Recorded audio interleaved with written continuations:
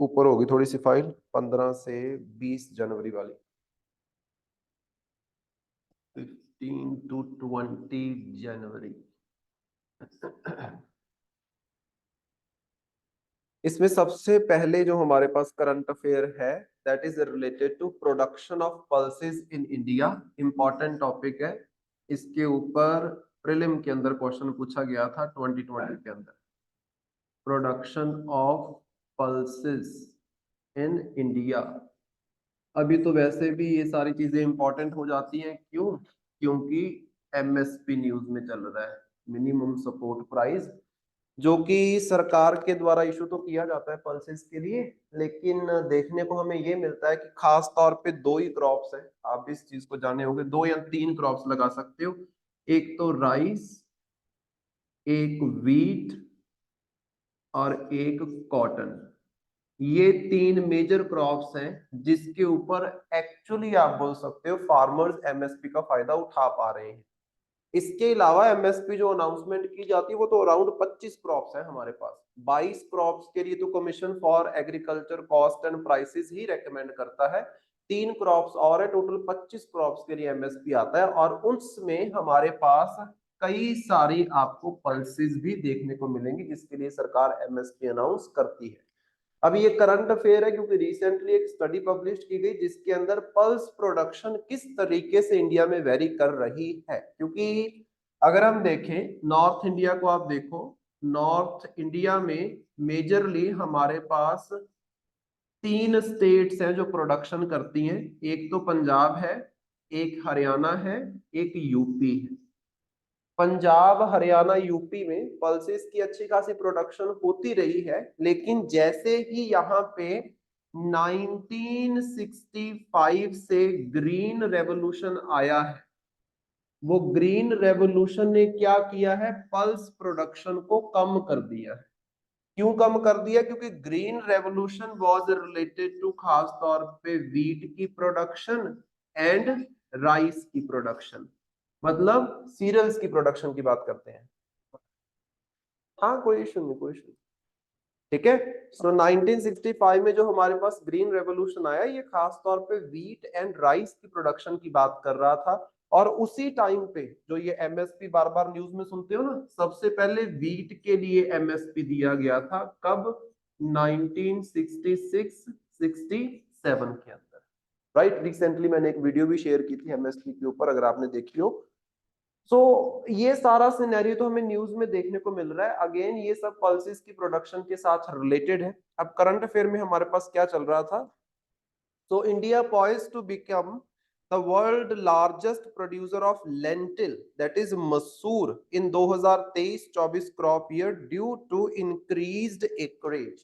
तो अगर हम बात करें प्रोडक्शन की, तो 2023-24 वाला जो साल रहा है, इसमें मसूर जो दाल है या फिर लेंटिल बोल सकते हो इसको, इसकी प्रोडक्शन इंडिया के अंदर बहुत अच्छी खासी हुई है। क्यों? क्योंकि यहाँ पे आपको एकरेज जो है वो ज्यादा देखने को मिला। एकरेज का मतलब है कि ज्यादा एरिया है जहां पे क्या है, उगाई जा रही है मसूर की दाल। 2023-24 में इसकी अच्छी प्रोडक्शन हमें देखने को मिली। अब फैक्ट्स क्या हैं उसको देखो, जो इंपॉर्टेंट रहेगा, कभी भी इसके ऊपर मेंस में क्वेश्चन आए तो इसको आप लिख सकते हो, बाकी प्रीलिम के अंदर भी इन फैक्ट्स के ऊपर क्वेश्चन पूछा जाता है। Number 1, India's pulse import have significantly decreased from about 6 million tons in 2016-17 to about 2 million tons in 2022-23। ध्यान से देखो, 2016-17 से अगर हम 2022-23 की बात करते हैं, तो 16-17 में हमारे पास अराउंड अराउंड 6 मिलियन टन जो पल्सेस है इसको इंपोर्ट करता था इंडिया, और ये कम होके कितना हो गया है, 2 मिलियन टन। अब क्वेश्चन ना ऐसे ही पूछते हैं कि रिसेंट जो डेकेड है उसमें पल्सेस का जो इंपोर्ट है ये बढ़ गया है या कम हो गया है, या फिर वैसा ही रहा है, या एकदम से कम हुआ है, या ग्रेजुअली कम हुआ है। इस तरीके के क्वेश्चन जो है प्रीलिम के अंदर स्टेटमेंट बना के दे दिए जाते हैं। तो सबसे पहले तो इस फैक्ट को याद रखो कि इंपोर्ट पल्सेस का कम हुआ है 2016-17 में अगर हम बात करें, आज से अराउंड 7-8 साल पहले, तो आपको 6 मिलियन टन प्रति साल इंपोर्ट दिखता था, अब कितना हो गया, 2 मिलियन टन प्रति ईयर। देन उसके बाद देखो, the decline is attributed to reduced imports of yellow peas and chickpeas over the past decade. अब ये ना क्वेश्चन इसी तरीके से पूछा गया था। सो येलो पी जो हमारे पास है, येलो दाल नहीं होती वो, एंड चिक पी जो हमारे पास है, इन दोनों का इंपोर्ट जो है वो रिसेंट जो डेकेड आपका बीता है, पिछले 10 सालों में डिक्रीज हुआ है, जिसकी वजह से आपको देखने को मिल रहा है कि ओवरऑल पल्सेस का इंपोर्ट डिक्रीज हो गया है। तो पल्सेस का इंपोर्ट डिक्रीज होने के पीछे सबसे बड़ा कंट्रीब्यूशन किसका है कि येलो पी एंड चिक पी, ये जो दो दालें हैं इनका इंपोर्ट कम हुआ है। इनकी डिमांड, यहाँ पे इंपोर्ट की डिमांड कम हुई है क्योंकि इंडिया के अंदर इनकी प्रोडक्शन बढ़ी है। सेकेंड पॉइंट देखो, the government's incentives to boost pulse cultivation have led to higher lentil crop area reaching over 19 lakh hectares by January 2024। मैंने आपको बताया कि 2023-24 में इंडिया ने सबसे ज्यादा, इस साल में सबसे ज्यादा मसूर या लेंटिल की प्रोडक्शन की है। अगर हम प्रेजेंटली देखते हैं, जनवरी 2024 का डाटा देखें तो अराउंड 19 लाख हेक्टेयर एरिया है जहां पे लेंटिल हमारे देश के अंदर उगाई जाती है। मसूर की दाल जो है ये उगाई जाती है, इंपॉर्टेंट है। The government has increase the minimum support price to further support the farmers. शुरू में मैंने आपको बताया कि पल्सेस को लेकर हमेशा एमएसपी न्यूज में रहता है। क्यों रहता है? क्योंकि एमएसपी दिया तो अराउंड 25 क्रॉप्स के लिए जाता है, बट मिलता खास तौर पे इन तीन का ही। हमारे पास कमेटी ने भी बताई ये बात जब ये फार्मर्स वाला रिवोल्ट हुआ था कि टोटल 100% जो फार्मर्स है उसमें से सिर्फ 6% फार्मर है जो एमएसपी का फायदा उठा पा रहे हैं। बाकी आपके जो 94% के अराउंड जो फार्मर्स हैं वो एमएसपी का फायदा नहीं उठा पा रहे। जैसे फॉर एग्जांपल बिहार की बार बार बात करते हैं कि बिहार में एमएसपी मिलता ही नहीं है, समझ रहे हो, और बहुत सारे किसानों को इस चीज की अवेयरनेस ही नहीं है। कुछ तो चलो ये भी है कि जैसे राइस की बात करें तो एमएसपी का रेट कम होता है, प्राइवेट जो परचेजर होते हैं वो ज्यादा रेट देते हैं, तो हम एमएसपी का फायदा ना उठा के उधर जाते हैं। एमएसपी का फायदा कैसे उठाया जाएगा? सरकार इस रेट के ऊपर खरीदती है। तो अगर आप सरकार को ना बेच के राइस बेच रहे हो किसी प्राइवेट बंदे को, तो मतलब आप एमएसपी का फायदा नहीं उठा रहे हो, सिंपल चीज। सो रिसेंट ईयर्स में सरकार के द्वारा दालों के लिए एमएसपी बढ़ाया गया जो कि इसकी प्रोडक्शन बढ़ सके। और recently, that is very important, the government recently stated its objective to achieving self sufficiency in pulses by the end of 2027। ये बड़ा इंपॉर्टेंट है, इसको याद रखना है कि सरकार ने बोला है कि पल्सेस की प्रोडक्शन में हमने सेल्फ सफिशिएंट होना है, सेल्फ सफिशिएंट होना है बाय 2027। ये ईयर याद रखना। कभी भी आपके पास मेंस में क्वेश्चन आता है, आप देखो उससे पहले पहले तुम लोग मेंस लिख लोगे 2027 से पहले, तो इस चीज को ध्यान में रखना कि गवर्नमेंट ऑफ इंडिया ने बोला है 2027 तक पल्सेस का जो इंपोर्ट है बिल्कुल रिड्यूस कर देना है। हम वैसे भी 6 मिलियन टन से 2 मिलियन टन पे तो कर ही दिया है, कि बिल्कुल रिड्यूस कर देना है, मतलब खुद ही सारी पल्सेस उगाएंगे जितनी हमारे देश के अंदर डिमांड है। Then fifth point देखो, despite the current increase in production, the past 3 decades have seen stagnation in acreage, production and productivity of pulses across the country। अच्छा ये भी याद रखना है आपने कि अभी रिसेंटली तो हमें अच्छी खासी प्रोडक्शन देखने को मिली है, लेकिन जो आपके पास पास्ट 3 डेकेड है, पिछले 30 सालों को अगर आप ध्यान से देखोगे तो आपको स्टेग्नेशन देखने को मिलेगी। स्टेग्नेशन का मतलब होता है कि पिछले साल जितना एरिया था जिसमें पल्सेस को उगाया गया, इस साल जो एरिया उगाया गया, अगले साल जो उगाया जाएगा, ज्यादा डिफरेंस नहीं है, ज्यादा इंक्रीज हमें देखने को नहीं मिल रहा है। जितने टन्स पल्सेस की प्रोडक्शन पिछले साल हुई थी, इस साल हुई, अगले साल हुई, उससे अगले साल, ज्यादा डिफरेंस नहीं है। मतलब क्या है? अटक गई है वो प्रोडक्शन, वो एकरेज बढ़ नहीं पा रहा है पिछले 3 डेकेड में। ये सारा डाटा अलग अलग है, इसको याद रखना है, इसके ऊपर सीधा प्रीलिम का क्वेश्चन बनता है और 2020 में जैसे मैंने आपको बताया पूछा भी गया है। उसके बाद आ जाती है कि इंपॉर्टेंस क्या है, importance of pulse production in India. Number 1 आपने सुना होगा कि मोस्टली बच्चों को दालें खिलाई जाती हैं ये बोल के कि इसमें प्रोटीन होता है। तो प्रोटीन का एक रिच सोर्स है खास तौर पे जो वेजिटेरियन लोग हैं, क्योंकि वेजिटेरियंस के लिए अगर प्रोटीन का एकमात्र अच्छा सोर्स है दैट इज योर पल्सेस। ये क्या तुम लोग कर रहे हो आज? वेरी गुड, बैठो बैठो जल्दी।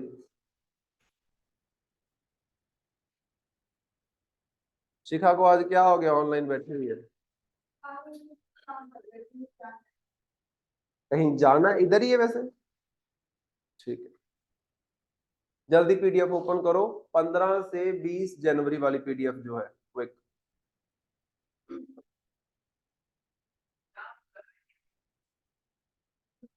वेरी गुड, अभी यूपीएससी से एसएससी भी आ गई है। करो ओपन जल्दी। सो इंपॉर्टेंस की जब हम बात करते हैं, पल्सिस की इंपॉर्टेंस की बात करते हैं, तो सबसे पहले इंपॉर्टेंस तो ये है कि रिच सोर्स ऑफ प्रोटीन है for the vegetarian diet. Then उसके बाद सेकंड अगर हम बात करते हैं कि पल्सेस को कई बार आपने देखा होगा, पंजाब हरियाणा से आप लोग बिलोंग करते हो, पंजाब हरियाणा में क्या होता है कि राइस लगाने से पहले पल्सेस को लगा के खेत के अंदर ही मिला दिया जाता है। ऐसा क्यों किया जाता है? क्योंकि ये लेग्यूमस क्रॉप है। लेग्यूमस क्रॉप्स का मतलब होता है ऐसी क्रॉप्स जो क्या है, नाइट्रोजन फिक्सेशन कर देती है। आपने देखा होगा, हमने उस दिन बात की कि यूरिया डाला जाता है, डीएपी डाला जाता है, किस चीज के लिए? नाइट्रोजन के लिए। नाइट्रोजन चाहिए, फॉस्फोरस चाहिए। अब देखो नेचुरली हमारे एनवायरनमेंट के अंदर अच्छा खासा नाइट्रोजन प्रेजेंट है, लेकिन वो नाइट्रोजन सॉइल के अंदर प्रेजेंट नहीं होता है। उसको सॉइल के अंदर कुछ बैक्टीरियाज हैं जो क्या करते हैं, उसको वहां पे लॉक करते हैं।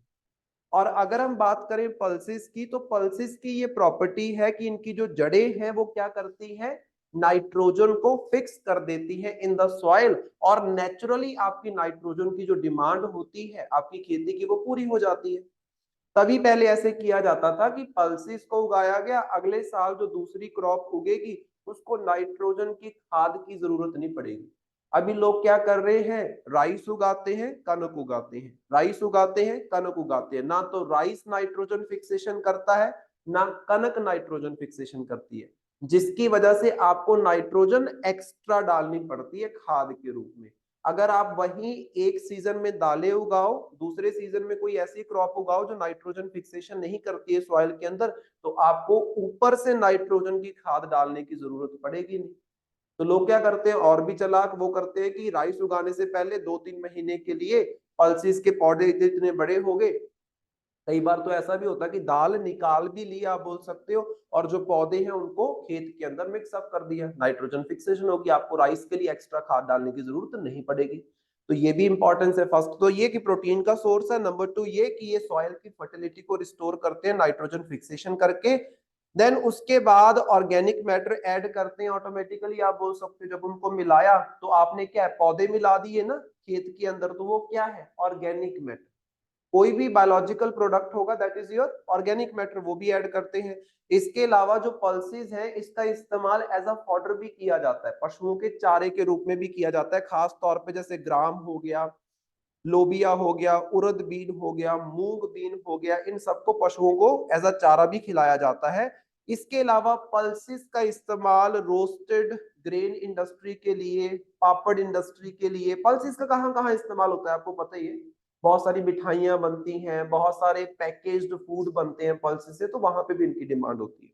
सो ये सारी इंपॉर्टेंस है। नीचे आपके पास जो पिक्चर्स दी गई हैं इसमें आपको दिखाया गया है कि ध्यान से देखो, पहले वाला डाटा देखो कि 1950-51 के अंदर टोटल एरिया जो पल्सिस के अधीन था दैट वाज 19.09 मिलियन हेक्टेयर।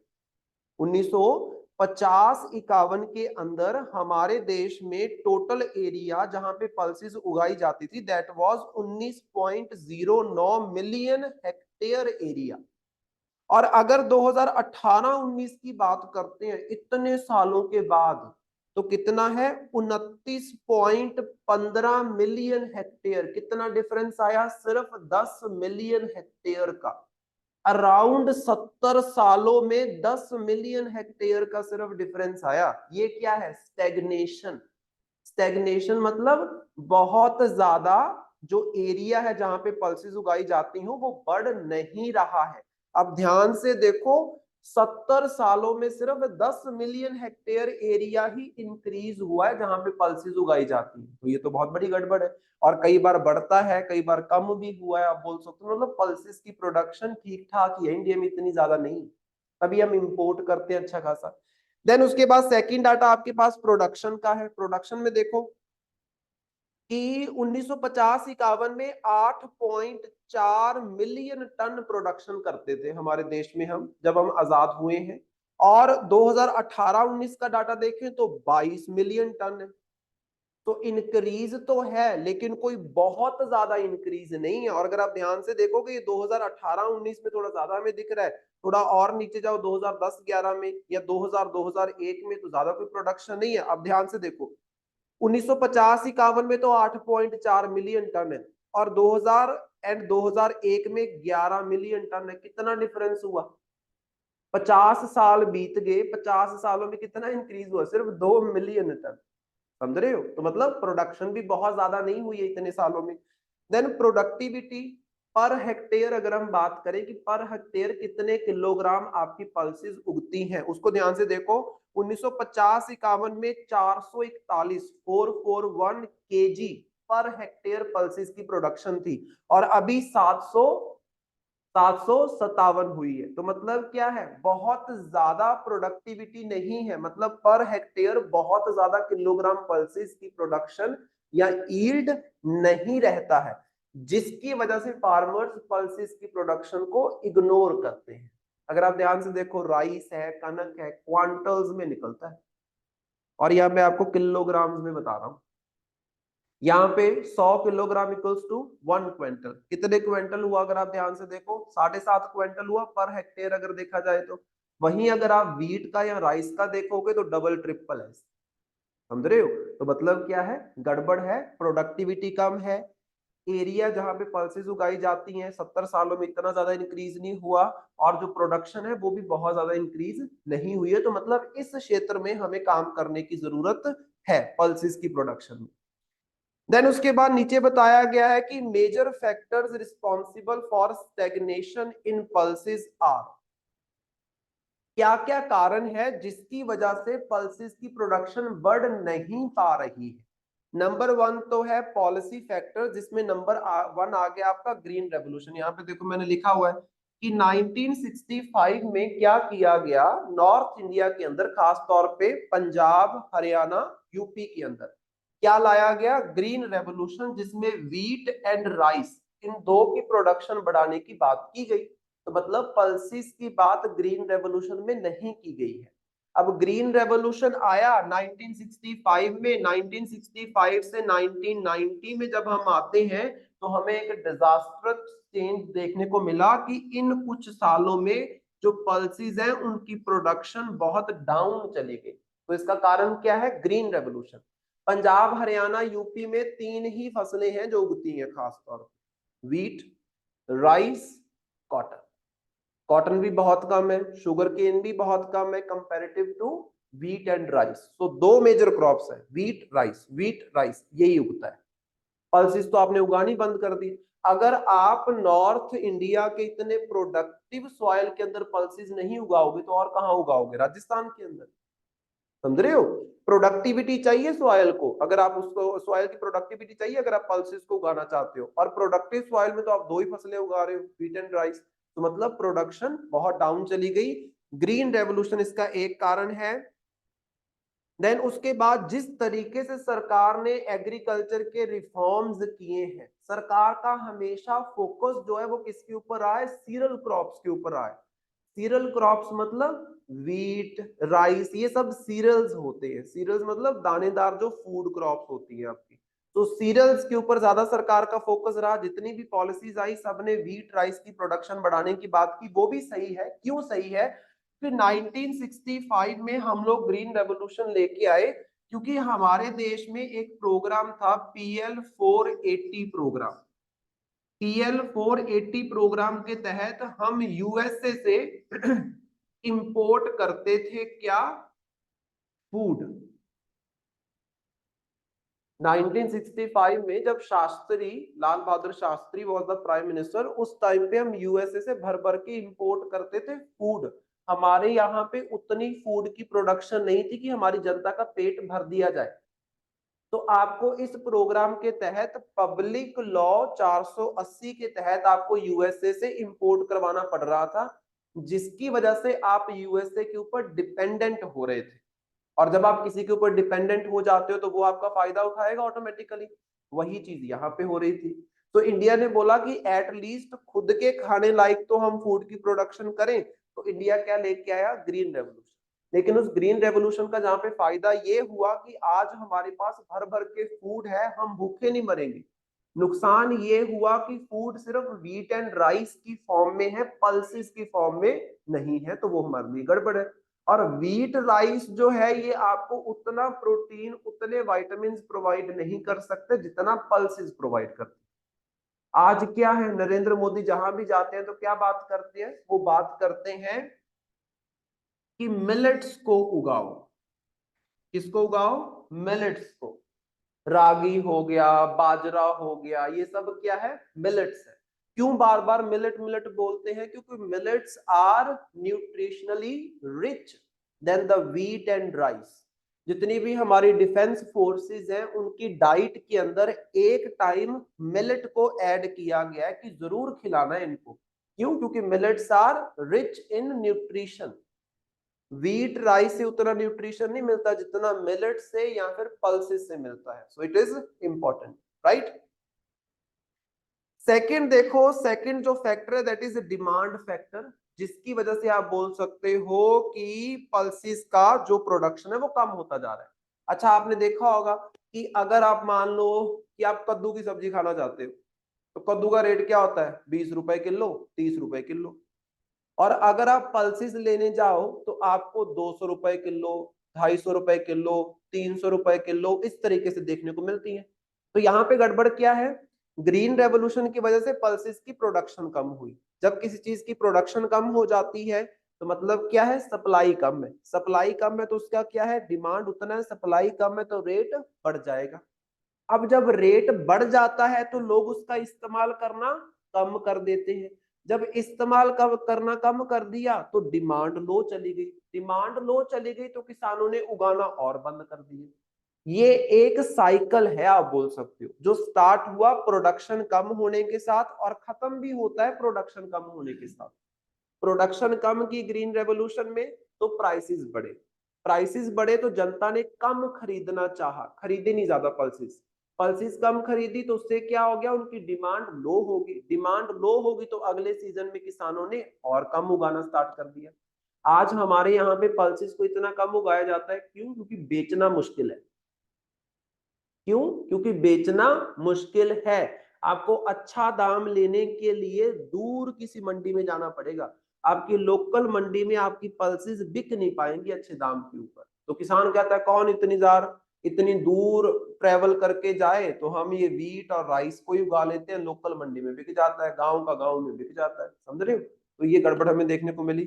तीसरा है इंफ्रास्ट्रक्चर फैक्टर्स। इंफ्रास्ट्रक्चर में जैसे वेयर हाउस फैसिलिटी होगी, फाइनेंस हो गया। जैसे फॉर एग्जांपल मैंने उस दिन आपको बताया था कि खरीफ की क्रॉप्स एंड रबी की क्रॉप्स एंड हॉर्टिकल्चर क्रॉप्स, इन सब के लिए क्या किया जाता है? आपको प्रधानमंत्री फसल बीमा योजना के तहत इंश्योरेंस प्रोवाइड किया जाता है। उस इंश्योरेंस में खास तौर पे फोकस रहता है wheat, rice, cotton, sugarcane के, खास तौर पे। पल्सेस के ऊपर इतना ध्यान ये पॉलिसीज भी नहीं दे पा रही है। पल्सेस की प्रोडक्शन करने के लिए कोई खास फाइनेंस जो है किसानों को प्रोवाइड नहीं किया जाए। जैसे फॉर एग्जांपल अगर कल को सरकार स्कीम लेके आए, वैसे तो सरकार की स्कीम है बट वो बेचने के ऊपर है। कल को सरकार स्कीम लेके आए कि अगर कोई पल्सेस की प्रोडक्शन करता है तो उसे प्रति हेक्टेयर इतना पैसा सरकार के द्वारा एज अ हेल्प प्रोवाइड किया जाएगा, एज अ एड प्रोवाइड किया जाएगा। लोग पल्सेस उगाना स्टार्ट कर देंगे। जैसे रिसेंटली भगवंत मान के द्वारा भी ये बात बोली गई थी कि आप हमें एमएसपी दो, एमएसपी को लीगलाइज करो, तुम्हें जितनी पल्सेस की प्रोडक्शन चाहिए हम पंजाब में तुम्हें उगा के देंगे। भगवंत मान ने ये बात बोली थी कि मैं आपसे वादा करता हूं केंद्र सरकार से कि आप पल्सेस पल्सेस की प्रोडक्शन कम हो रही है, इसका नारा लगा रहे हो पल्सेस बढ़ानी है, हम आपको उगा के देंगे पल्सेस, बट आप इंश्योर करो कि पल्सेस के लिए एमएसपी मिलेगा। पल्सेस के लिए एमएसपी अनाउंस किया जाता है, मिलता नहीं है। जो फूड कॉर्पोरेशन ऑफ इंडिया है, एफसीआई है, जो सरकार की परचेजिंग अथॉरिटी है, वो भी व्हीट राइस ही खरीदती है, पल्सेस वगैरह बहुत कम खरीदती है। देन इसके अलावा जब हम पीडीएस शॉप्स की बात करते हैं, पब्लिक डिस्ट्रीब्यूशन सिस्टम की बात करते हैं, राशन शॉप्स की बात करते हैं, वहां पे भी खास तौर पे पल्सेस आती हैं, लेकिन कोई एक वैरायटी या दो वैरायटी, सारी पल्सेस वहां पे नहीं आती। मेजर फोकस किस पे है, या तो वेजिटेबल ऑयल पे, या फिर व्हीट पे, या फिर राइस पे, या आटे पे, आप बोल सकते हो, इन चीजों के ऊपर फोकस रहता है। तो मतलब वहां पे भी पल्सेस को इंक्लूड किया जा सकता है, मतलब वो सजेशंस हो जाएंगे। Other factors like paste attack, तो यहाँ पे हमें ऑटोमेटिकली पता है कि अगर आप जैसे व्हीट भी है, राइस भी है, इनके ऊपर भी आपको क्या है, अटैक देखने को मिलेगा, लेकिन पल्सेस के ऊपर कंपैरेटिवली पेस्ट का अटैक ज्यादा होता है। जैसे फॉर एग्जांपल पल्सेस आप लगाओ, बहुत सारे खतरे हैं। एक तो आपके जो कीड़े मकोड़े हैं वो बड़े लगते हैं उसको। दूसरी चीज जो ये आवारा जानवर होते हैं, ये बड़ा खाना पसंद करते हैं। अगर आप ध्यान से देखो, जब वीट लगती है तब तो ये जानवर खेत में घुस के खा जाते हैं सारा, लेकिन जब राइस लगता है तब नहीं खाते ये, क्योंकि वो उनके माउथ के लिए सूटेबल नहीं है, बजता है अंदर, आप छील देगा अंदर से पूरा माउथ अगर वो खाएंगे उसको। लेकिन पल्सेस के केस में ऐसा नहीं है। पल्सेस के पत्ते तो बहुत अच्छे हरे हरे पत्ते होते हैं, जब मतलब सूखती नहीं है, देखना कभी पल्सेस को, बहुत मतलब खाने लायक चारा है वो जैसे हम चारा उगाते हैं ना, वो चारा है एक तरीके से। ऊपर बताया ना कि पशुओं को एज अ फॉडर भी डाला जाता है, तो वो भाग भाग के खाते हैं। यूपी में इस वजह से इसकी जो प्रोडक्शन है वो कम हुई है। यूपी में एक आपने गाय सुनी होगी, नील गाय, जिसको मारने लग पड़े थे लोग, और बड़ा आप बोल सकते हो कि न्यूज में चलता था। नील गाय को लोग क्यों मारते थे, क्योंकि नील गाय यूपी में जो पल्सेस उगाता है उनके खेतों में से पल्स खा जाती थी, और उन्होंने गांव को मारना स्टार्ट किया। जब सरकार उसके खिलाफ खड़ी होगी, उन्होंने पल्सेस उगाना बंद कर दिया कि यार इसी को खाने आती है, उगाती नहीं। क्योंकि कौन, पंजाब में तो देखो बड़े बड़े किसान है, वो क्या करते हैं, तार लगा लेंगे, चारों तरफ तार लगा देंगे, एक गेट लगा देंगे अपने गेट का, खेत का, कोई एंटर नहीं हो पाएगा। यूपी में नहीं ना ऐसा हो सकता, वहां पे बड़े किसान बहुत कम है, बहुत रेयरली बड़े किसान आपको देखने को मिलेंगे। ठीक है। देन उसके बाद low seed rate resulting from poor crop stands, अच्छा सीड रेट नहीं है, मतलब अच्छी क्वालिटी के सीड आपको देखने को नहीं मिल रहे हैं।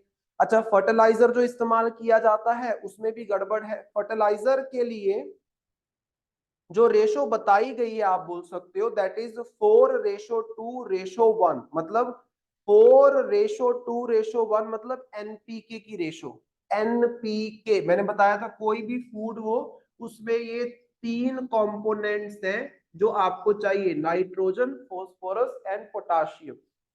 रेशो कितनी होनी चाहिए, रेशो होनी चाहिए 4:2:1, इस रेशो में होना चाहिए। मतलब जितना पोटाशियम है उससे दुगना आपके पास फॉस्फोरस, और फॉस्फोरस से दुगना होना चाहिए नाइट्रोजन आपके फर्टिलाइजर के अंदर।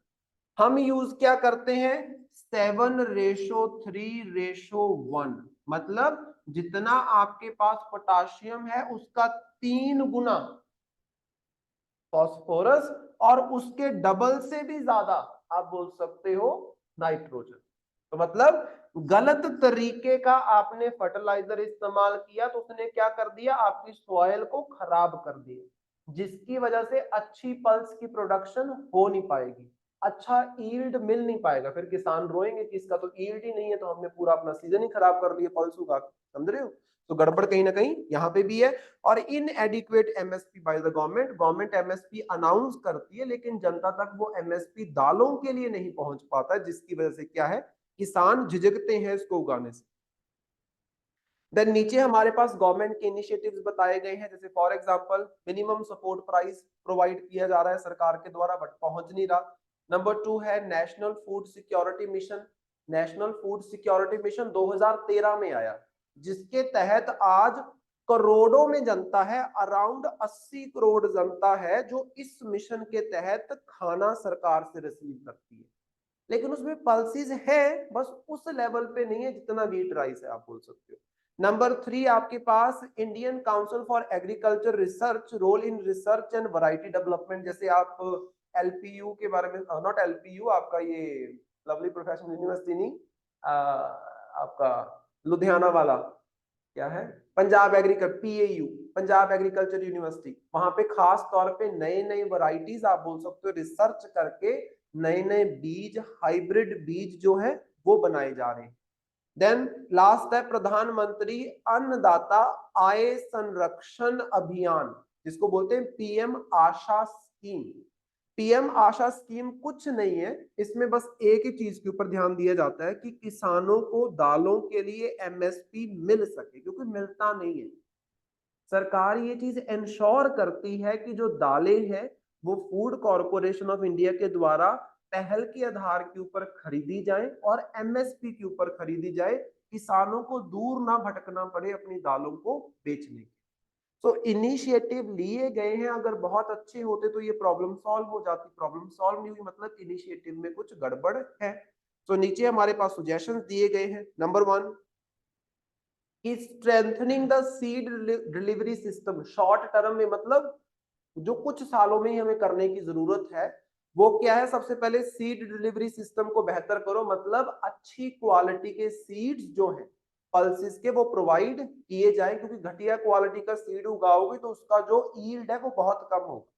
जैसे बोला जाता है ना कि खेत में आपने कनक उगाई, फिर उस कनक में से कुछ कनक रख ली कि अगली बार इसी को एज ए सीड इस्तेमाल करेंगे, तो अगली बार उतना उत्पादन नहीं करेगा, उससे अगली बार और कम हो जाएगा, उससे अगली बार और कम हो जाएगा। तो किसान पागल नहीं है जो हर बार कनक लगाने के लिए मार्केट में जाके शॉप से नए सीड की थैलियां लेके आते हैं। वो इसीलिए लेके आते हैं क्योंकि अगर इस बार वो सीड लगाया, उसके दाने आपने अगले बार के सीड के तौर पे रख लिए, तो वो उतनी प्रोडक्शन नहीं देंगे जितना आपका फर्स्ट टाइम जो यूज किया जाता है सीड वो देता है। वो चीज यहाँ पे भी करने की जरूरत है, अच्छी क्वालिटी सीड। देन अच्छा प्राइस, रेम्यूनरेटिव प्राइस का मतलब होता है कि जितना खर्चा हो रहा है किसान का कम से कम उतना तो उसको मिले, मतलब उससे इनफैक्ट जैसे सरकार यहाँ पे बोलती है कि जितना आपका खर्चा होता है उसका 1.5 गुना हम एमएसपी रखते हैं। जितना खर्चा होता है ना उसका 1.5 गुना एमएसपी रखा जाता है, लेकिन वो एमएसपी मिल जाए तो क्या ही बात है, तो वो करने की जरूरत है। देन उसके बाद इफेक्टिव प्रोक्योरमेंट, मतलब इजिली जो है इनकी जो फसल है उसको बेच सके किसान। Then skilling of the pulse growers, जो पल्सेस की खेती करते हैं उनको कुछ बातें सिखाने की जरूरत है। और वो कौन सिखा सकता है कि कैसे पल्सेस को उगाया जाए, तो हमारे पास कृषि विज्ञान केंद्र है। हमारे देश में मोर देन 600 कृषि विज्ञान केंद्र हैं जिनका इस्तेमाल किया जा सकता है पल्स ग्रोवर्स को सिखाने के लिए कि कैसे खेती की जाए, दैट इज इंपॉर्टेंट। देन उसके बाद एफिशिएंट क्रॉप इंश्योरेंस मैकेनिज्म, मतलब क्या है, पल्सेस की खेती अगर आप कर रहे हो तो सरकार के द्वारा आपकी खेती का बीमा किया जाए, इंश्योरेंस की जाए। इन केस किसी भी नेचुरल कैलेमिटी की वजह से वो खराब होती है तो सरकार आपको payment they, that is important. समझ रहे हो ये सारी बातें? शक्लें ऐसी बनाई हुई है गंदी सी क्यों? जाओ, बाहर कहाँ जाना है, क्या हो गया?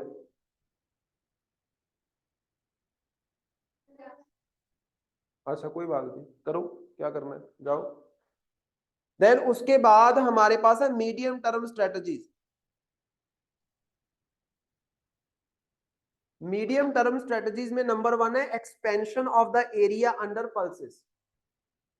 आपको एरिया की प्रोडक्शन बढ़ाने की जरूरत है, मतलब जितने एरिया में करंटली हम पल्सेस को उगा रहे हैं उसको बढ़ाने की जरूरत है मीडियम टर्म में। नंबर 2 है farmer producer organisation. Farmer producer organisation क्या होता है, एक तरीके का ग्रुप होता है। मान लो कि आपके गांव के अंदर 10 फार्मर्स हैं, ठीक ठाक उनके पास जमीन है, उन 10 ने मिलके क्या एक ऑर्गेनाइजेशन बना ली। अब क्या करेंगे, वो 10 किसान मिलके अपनी सारी जितनी टोटल जमीन बनेगी 10 किसानों की, एक साथ खेती करेंगे, वहां पे एक साथ इन्वेस्टमेंट करेंगे, जिससे क्या होगा, आपका जो प्रोडक्शन है वो बढ़ जाएगा, खर्चा जो है वो कम हो जाएगा। तो उनको यहाँ पे इन्वॉल्व करने की जरूरत है। देन उसके बाद customisation and development of the farm equipment. अच्छे तरीके के इक्विपमेंट्स की जरूरत, जैसे फॉर एग्जांपल अभी राइस के लिए, व्हीट के लिए आपके पास कंबाइन होती है, उसका इस्तेमाल करके आप हार्वेस्ट कर लेते हो। कुछ टाइम पहले तक लोग क्या थे, एक ड्रम सा लेते थे, उसके ऊपर मारते थे ऐसे पौधों को, और उसमें से राइस और व्हीट, हिमाचल में तो अभी भी करते हैं, क्योंकि हिमाचल में कंबाइन तो जा नहीं सकते, तो अभी भी हिमाचल में वैसे करते हैं, या हड़म्बे का इस्तेमाल करते हैं हिमाचल के अंदर, खास तौर पे क्योंकि हिमाचल में ये है कि बहुत बड़े बड़े खेत नहीं है, बहुत छोटे खेत होते हैं। उत्तराखंड में भी जाओ, छोटे छोटे खेत है, आपको खेल लगेगा। जो पंजाब का बंदा है ना, उसको उत्तराखंड के खेत ऐसे लगेंगे ये क्या बच्चों का खेल बना रखा है, ऐसे छोटे छोटे से खेत, इस कमरे से बस थोड़ा सा डबल कर लो, इतने इतने से खेत बना रखे, समझ रहे हो। तो वहां पे बहुत कम खेत है, बहुत कम प्रोडक्शन है, तो वो वही ड्रम का इस्तेमाल करते हैं, पौधे ऊपर मारते हैं और निकाल लेते हैं दाने। वो क्या है, वो बहुत ही पुराना आप बोल सकते हो मेथड है।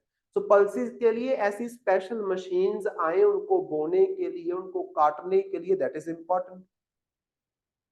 देन उसके बाद हमारे पास केस स्टडीज का इस्तेमाल, जैसे फॉर एग्जांपल यहाँ पे देखो, महिंद्रा एंड महिंद्रा के द्वारा बताया गया कि कर्नाटका के अंदर ना एक केस स्टडी की गई। इन्होंने क्या किया, एक सिस्टम स्टार्ट किया, जिस सिस्टम के तहत क्या था कि किसान को ट्रैक्टर खरीदने की जरूरत नहीं है, वो किराए पे ले सकता है। ये जो महिंद्रा एंड महिंद्रा ने एक्सपेरिमेंट किया था, इसमें ये था कि आप कॉल करो, ट्रैक्टर बुक करो, मान लो आपको 2 घंटे के लिए ट्रैक्टर चाहिए, उसको बुक करो और उसकी पेमेंट करो, जैसे कैब नहीं बुक करते, ऐसे ट्रैक्टर बुक करो, आपका खेत पूरा सींच के जाएगा और उसके बाद काम खत्म।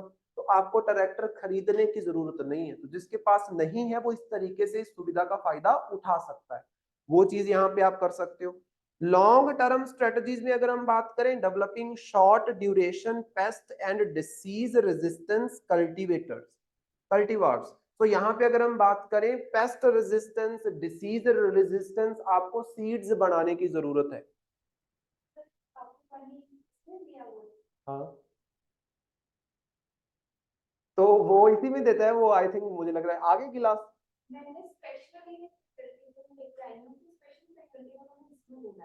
नहीं नहीं, वो उसको फिर पता नहीं होगा। सर 10 दिन हो गए हो इस क्लास को। नहीं, मैं तो इसी में पी रहा हूँ फिर। कोई बात नहीं। तो यहाँ पे अगर हम बात करते हैं कि जैसे आपने सुना होगा कि एक टाइम होता था जब जो ये कॉटन की खेती होती है, इसमें बहुत ज्यादा कीड़े लगते थे। फिर वहां पे क्या किया, जेनेटिकली मॉडिफाइड जीएम कॉटन के आपके पास सीड्स आने लगे। ऐसे ब्रिंजल जो है उसके भी सीड्स हमारे पास आते हैं। तो इस तरीके की आप सीड्स बनाओ, ऐसे सीड्स जिन पौधों के ऊपर पेस्ट का अटैक ना हो। तो कॉटन के ऊपर पेस्ट का अटैक होता था, इसलिए हमने जेनेटिकली मॉडिफाइड सीड्स उसके लिए बनाए। उससे क्या हुई, उसकी प्रोडक्शन बढ़ी। वो चीज हम यहाँ पे भी कर सकते हैं।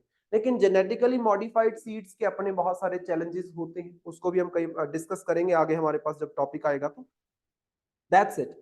और पीडीएस जो आपका सिस्टम है, पब्लिक डिस्ट्रीब्यूशन सिस्टम है, उसमें आप इसको ऐड कर सकते हो, क्योंकि उसमें ऐड करोगे तो ऑटोमेटिकली आपकी डिमांड बढ़ेगी और किसानों की जो पल्सेज हैं अच्छे रेट पे बिकेंगी, तो वो ऑटोमेटिकली उसको उगाएंगे। As simple as that.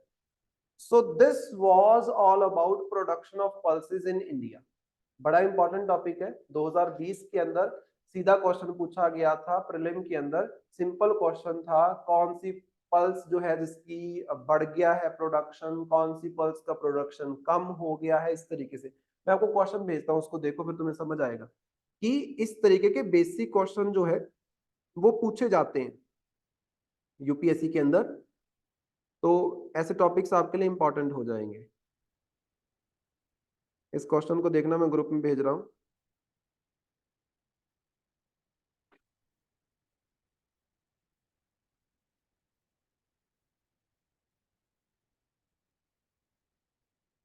This was the question. यहाँ पे आपके पास 3 स्टेटमेंट दी गई हैं। Black gram can be cultivated as both kharif and rabi crop. Black gram मतलब जो काले चने उगाए जाते हैं ना, कि वो खरीफ सीजन में भी उगाए जा सकते हैं, रबी सीजन में भी उगाए जा सकते हैं। नंबर 2 है, green gram alone accounts for nearly half of the pulse production. जो हरे वाले आपके चने होते हैं, हरे वाले चने मतलब पौधों पे लगते हैं सारे, जड़ों में कौन से लगते हैं?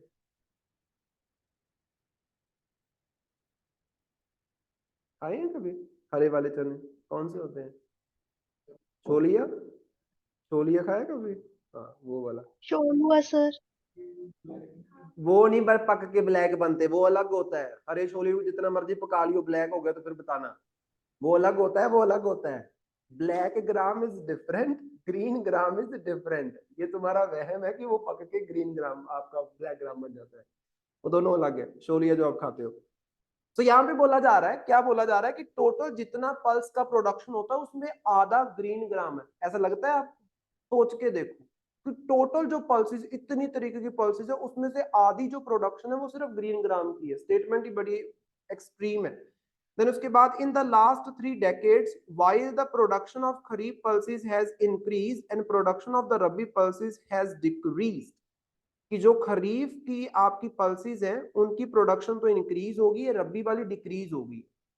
ना तो रबी की डिक्रीज हुई है, ना खरीफ की बहुत ज्यादा इंक्रीज हुई है। तो ये डिक्रीज वाला जो बोल दिया ये आपका गलत हो जाता है। तो इसीलिए सेकंड थर्ड स्टेटमेंट गलत है, इसमें फर्स्ट वाली स्टेटमेंट सिर्फ सही है कि जो ब्लैक ग्राम है इसको दोनों सीजन्स के अंदर उगाया जा सकता है। बेसिक क्वेश्चन है ना, कुछ खास तो इसमें है ही नहीं।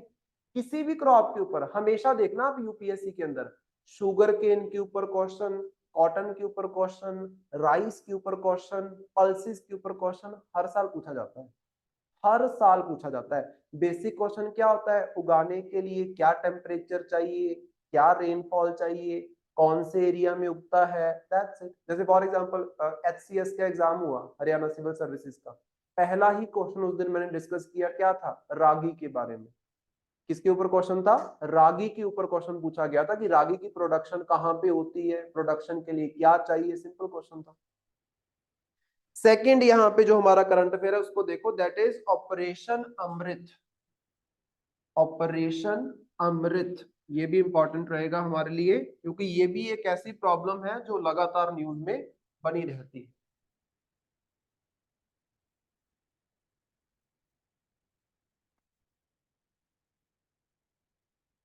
सो ऑपरेशन अमृत,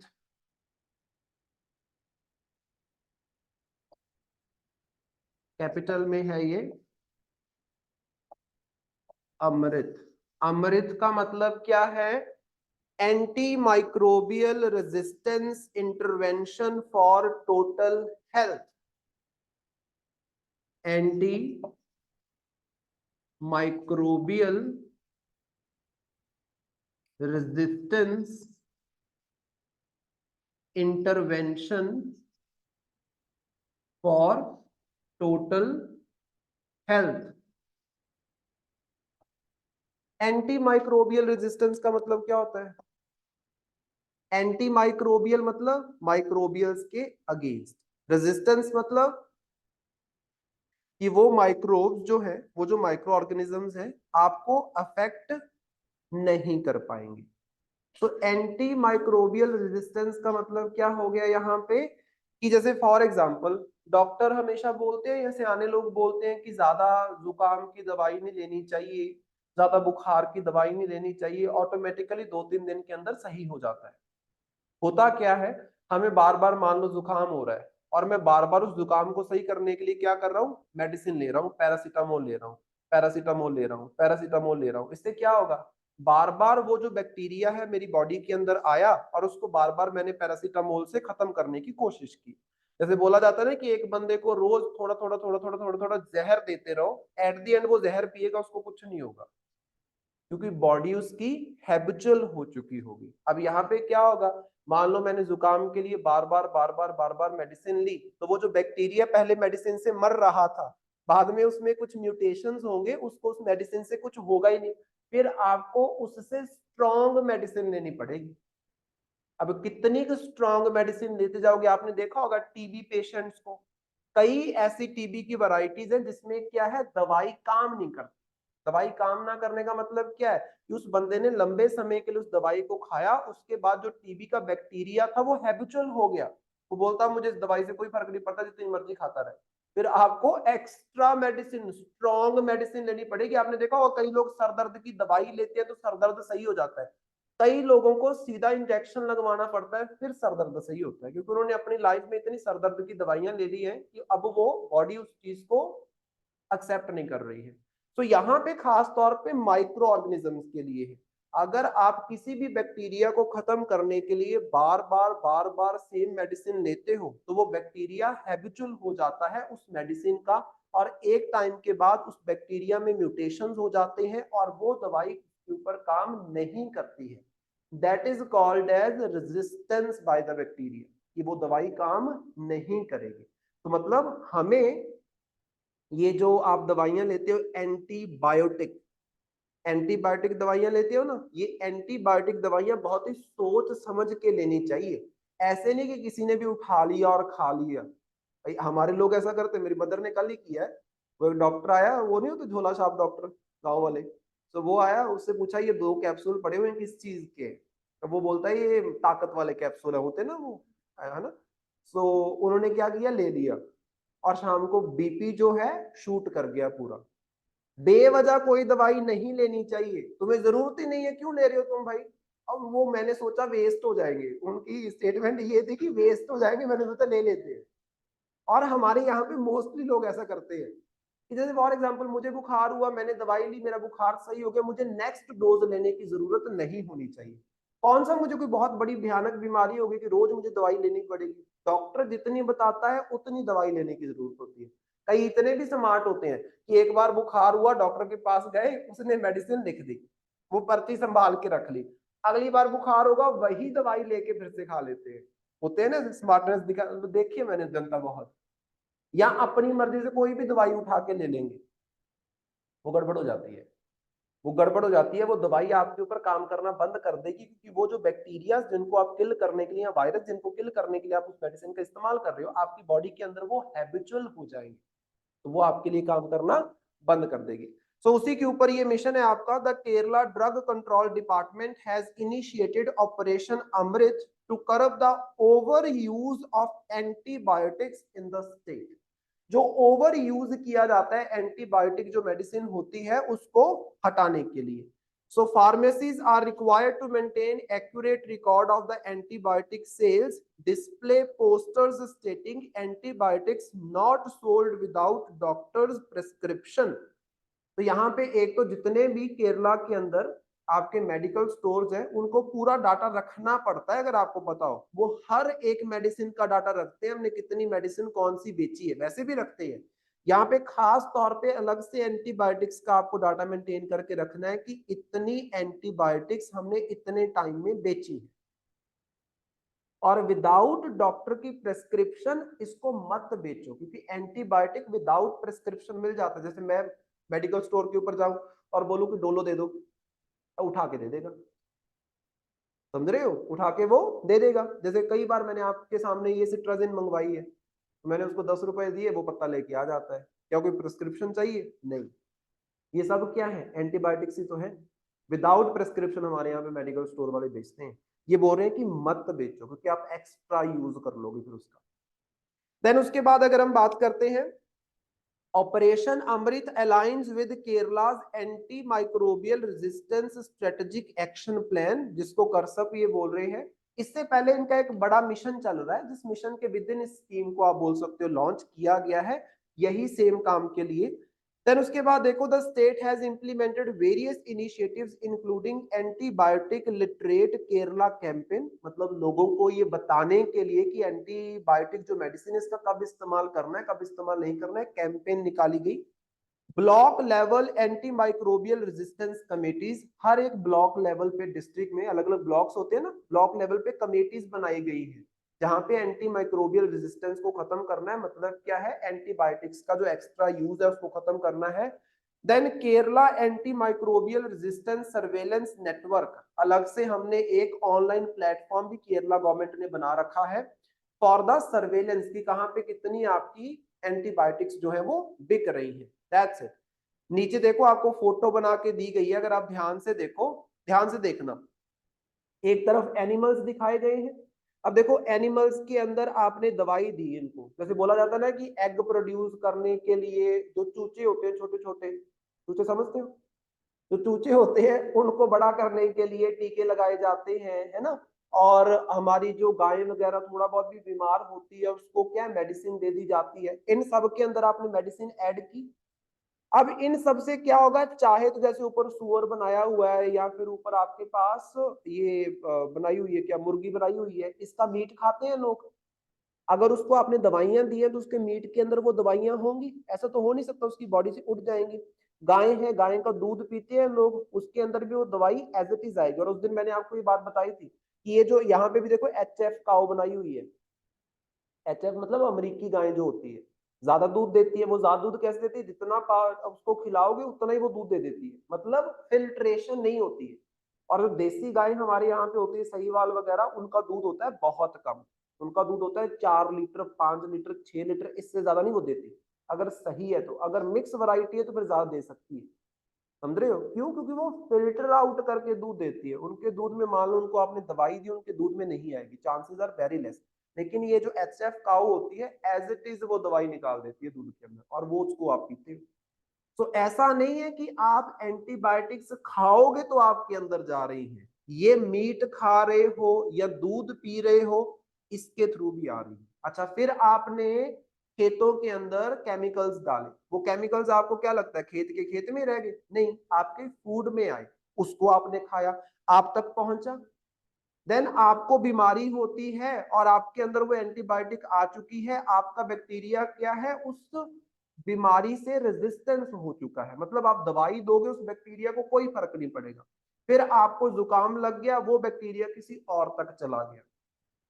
अब वो बंदा भी दवाई लेगा तो उस बैक्टीरिया के ऊपर कोई असर नहीं होगा। तो मतलब क्या है, जनता रेजिस्टेंट होगी। रेजिस्टेंट मतलब दवाई दोगे, दवाई का असर नहीं होगा, क्योंकि जिस बैक्टीरिया के ऊपर असर होना चाहिए, जिस वायरस के ऊपर असर होना चाहिए, वो रेजिस्टेंट हो चुका है, उसमें म्यूटेशंस हो चुकी है। यही तो था ये कोविड में। शुरू शुरू में देखो, वैक्सीन आई, उसके बाद नई नई वैरायटीज कोविड की आती गई। वो क्या था, आपने वैक्सीन बनाई, कोविड ने अपने आप को म्यूटेट कर लिया, एक नई टाइप बन गई, जिसके लिए ऊपर वो दवाई काम नहीं कर रही, क्योंकि वो हैबिचुअल हो गया। म्यूटेट करने का मतलब है कि अब दवाई उसके ऊपर काम नहीं करेगी, क्योंकि वो दवाई उसको अफेक्ट नहीं कर सकती, क्योंकि वो उसका हैबिचुअल हो चुका है। वही चीज यहाँ पे होती है, और इस तरीके से जनता टू जनता ये फैलता जाता है, और एट दी एंड ये हालात हो जाएंगे कि बीमारियां फैलेंगी, दवाइयां असर नहीं करेंगी और लोग मरेंगे। टीबी से बहुत सारे लोग मरते हैं, ट्यूबरकुलोसिस जो है से बहुत सारे लोग मरते हैं, इस वजह से कि उनके ऊपर कोई दवाई नहीं काम करती। ठीक है, नेक्स्ट हमारे पास जो न्यूज में था, that is Pench tiger reserve. बड़ा इंपॉर्टेंट है। हर बार आपने देखा होगा, हर जो आपके पास करंट अफेयर की PDF आती है, उसमें एक या दो में आपके पास वाइल्ड लाइफ सेंचुरीज या टाइगर रिजर्व जरूर ऐड करता हूँ, क्योंकि उसके ऊपर यूपीएससी क्वेश्चन पूछता है, हमेशा पूछ लेता है किसी न किसी तरीके से। सो पेंच टाइगर रिजर्व की अगर हम बात करते हैं, ये आपको देखने को मिलेगा कहाँ पे, महाराष्ट्र के अंदर। वहां पे एक नदी है, पेंच नदी। ठीक है, so Pench tiger reserve in Maharashtra has been designated as India's first dark sky park. इसको याद रखना, इंडिया का पहला, India's first dark sky park. Dark sky park का मतलब क्या है?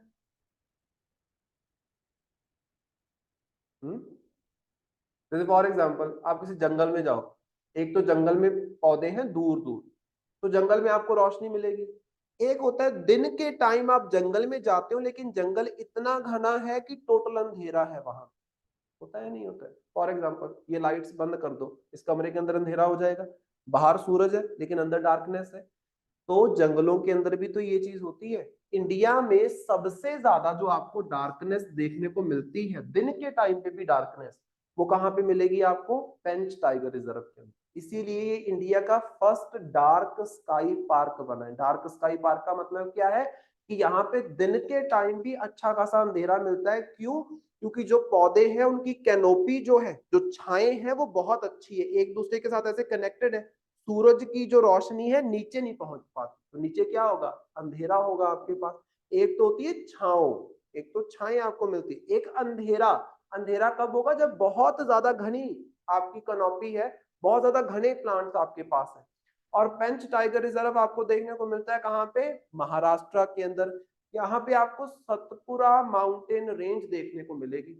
सतपुरा माउंटेन रेंज में घने जंगल आपको देखने को मिलते हैं। तो ये आपने याद रखना है कि इसको डिक्लेयर किया गया है।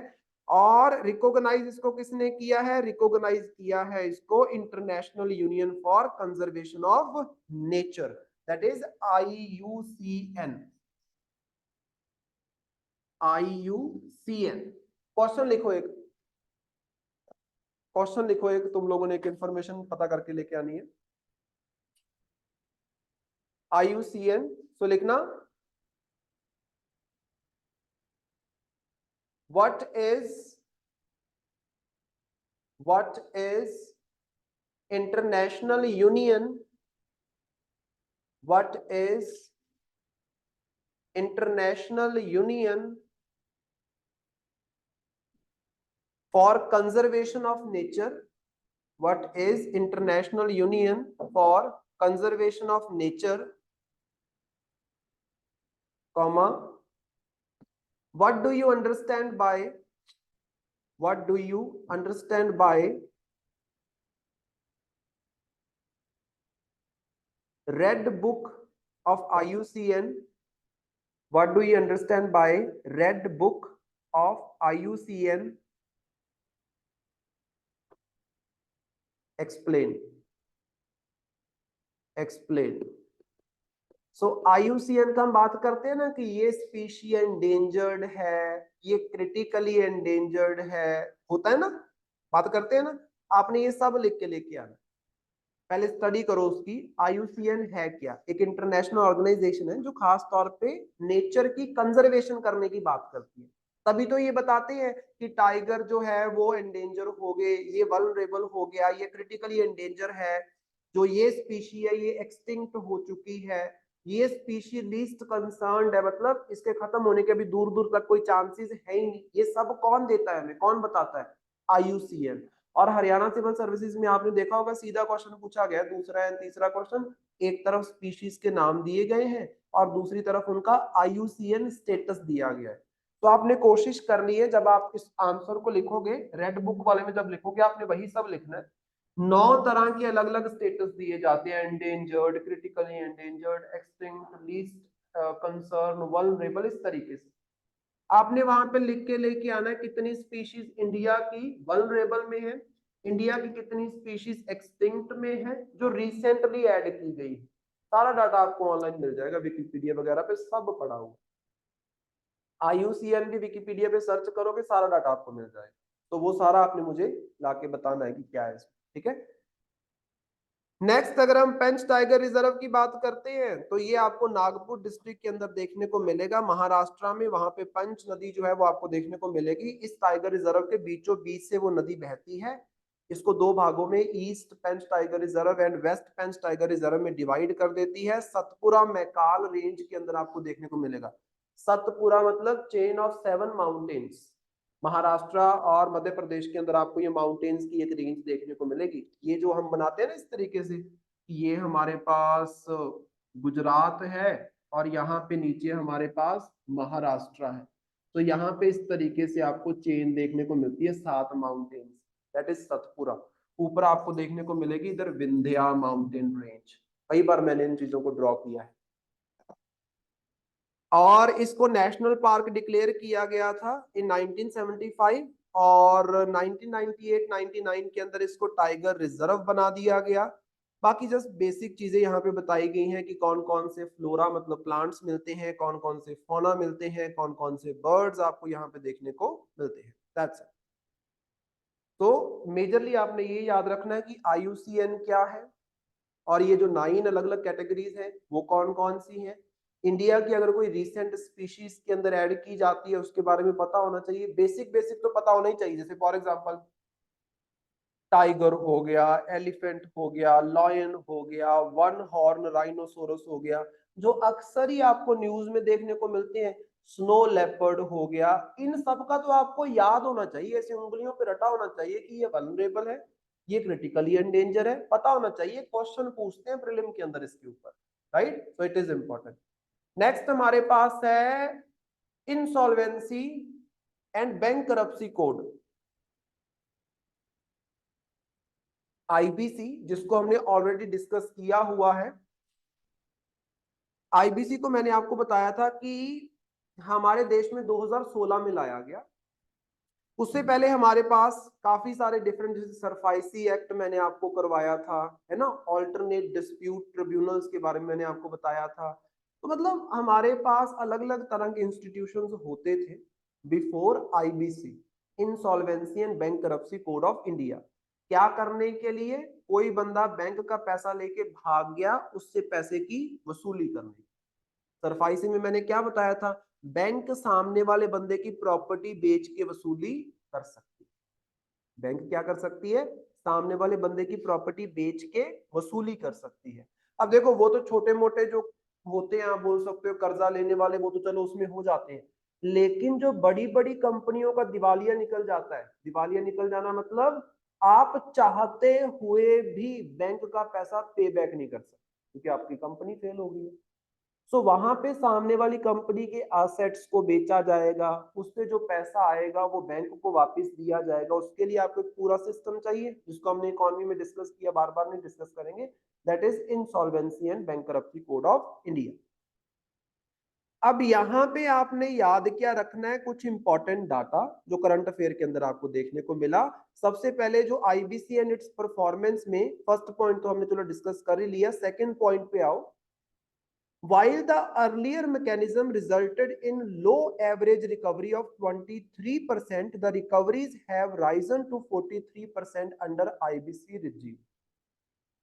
मतलब पहले हमारे पास जो लोक अदालत के सहारे से या डेट रिकवरी ट्रिब्यूनल के सहारे से या सरफाइसी एक्ट के सहारे से जो बैंकें अपना कर्जा वसूलती थी, कितना वसूल पाती थी? 23% वसूल पाती थी। टोटल जितना लोग लेके भागे है ना, जो टोटल एनपीए है, उसमें से 23% वो वसूल पाते थे।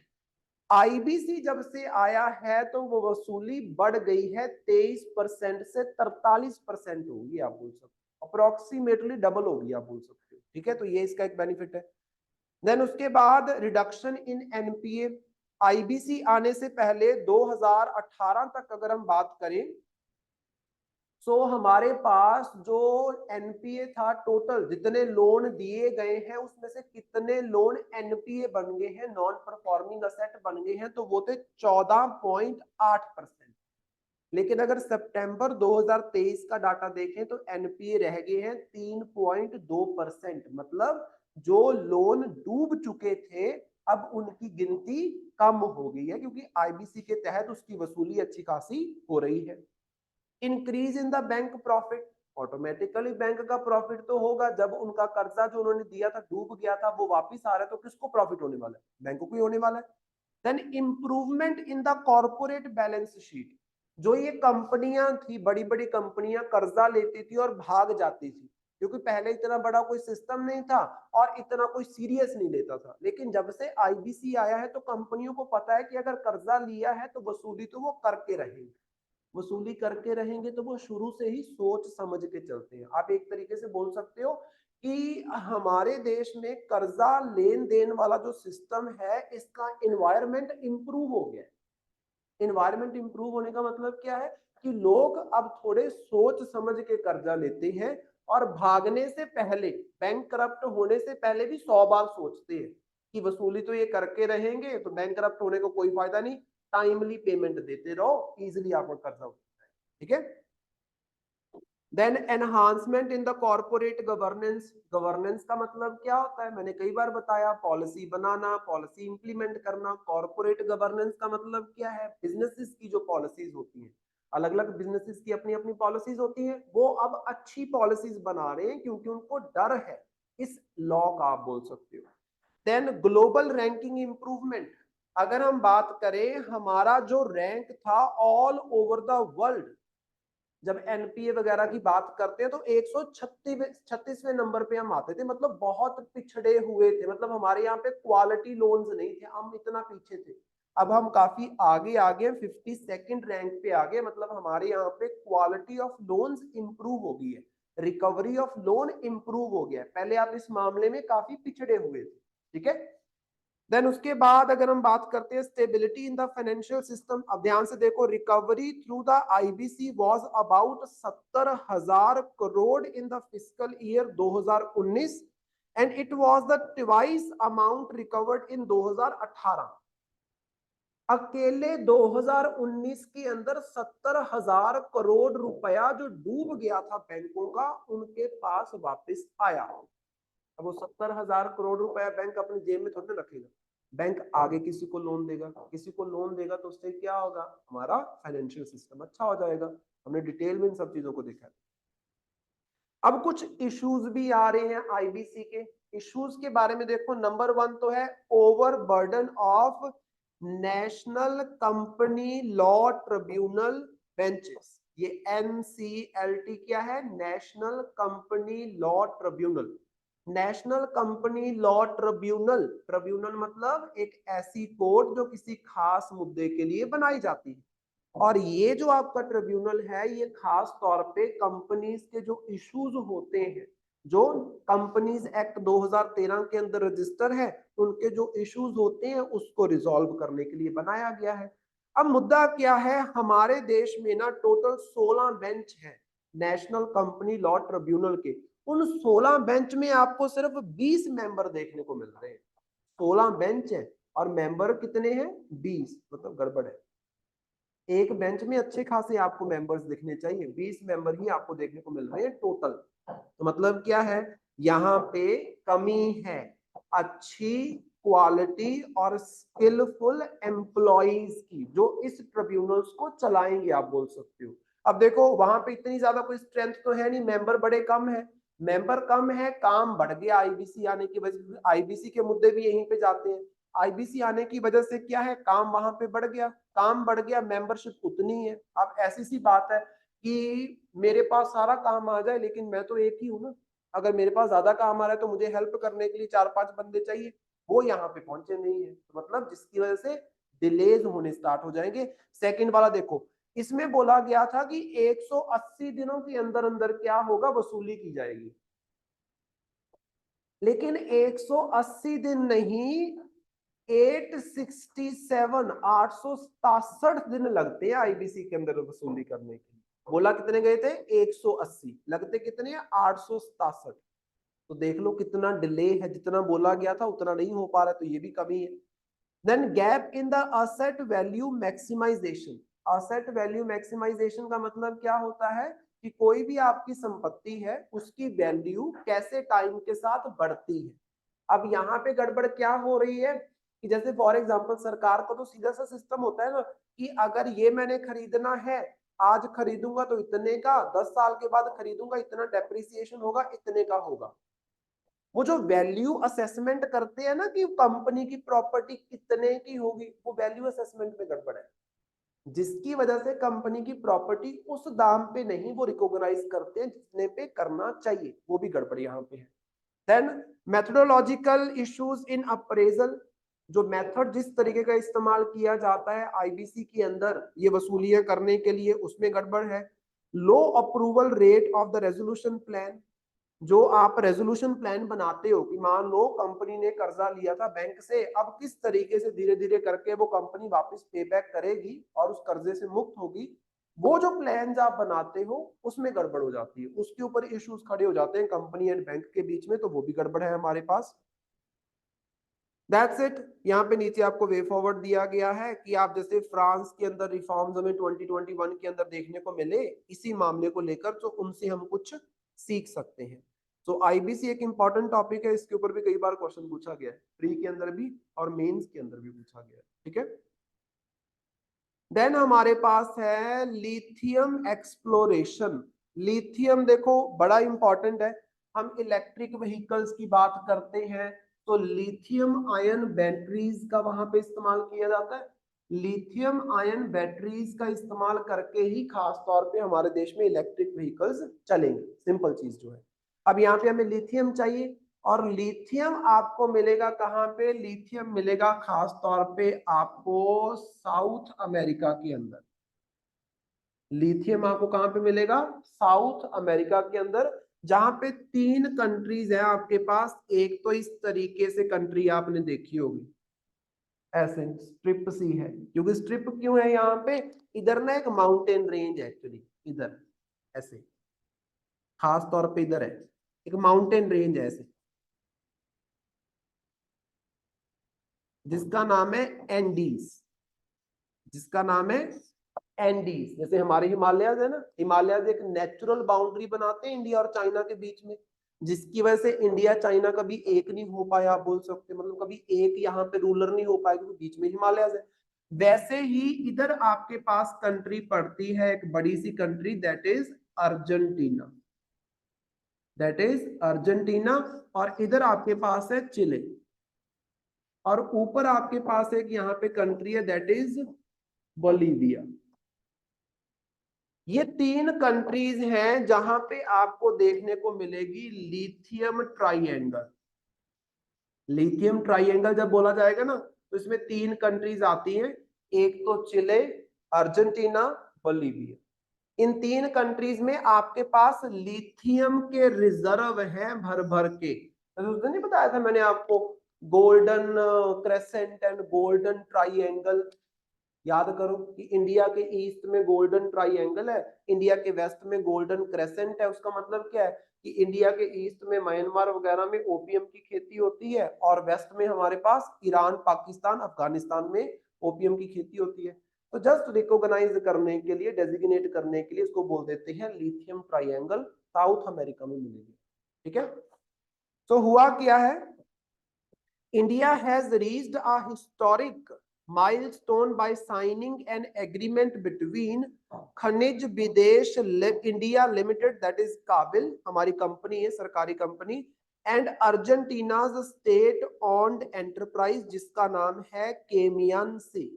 उसकी फुल फॉर्म याद मत करना, बहुत ही ऊटपटांग वर्ड्स आपको देखने को मिलेंगे स्पेनिश लैंग्वेज में, सीधा याद कर लो केमियन सी। मतलब उनकी एक कंपनी और हमारी एक कंपनी के बीच में एक एग्रीमेंट साइन हुआ है, किसके लिए, लिथियम एक्सप्लोरेशन के लिए। मतलब हमारी ये जो कंपनी है काबिल, ये क्या करेगी, अर्जेंटीना के अंदर लिथियम एक्सप्लोर करने के लिए प्लांट्स लगाएगी, जहां से इंडिया के अंदर लिथियम आ पाएगा, क्योंकि इंडिया में इतना लिथियम मिलता नहीं है।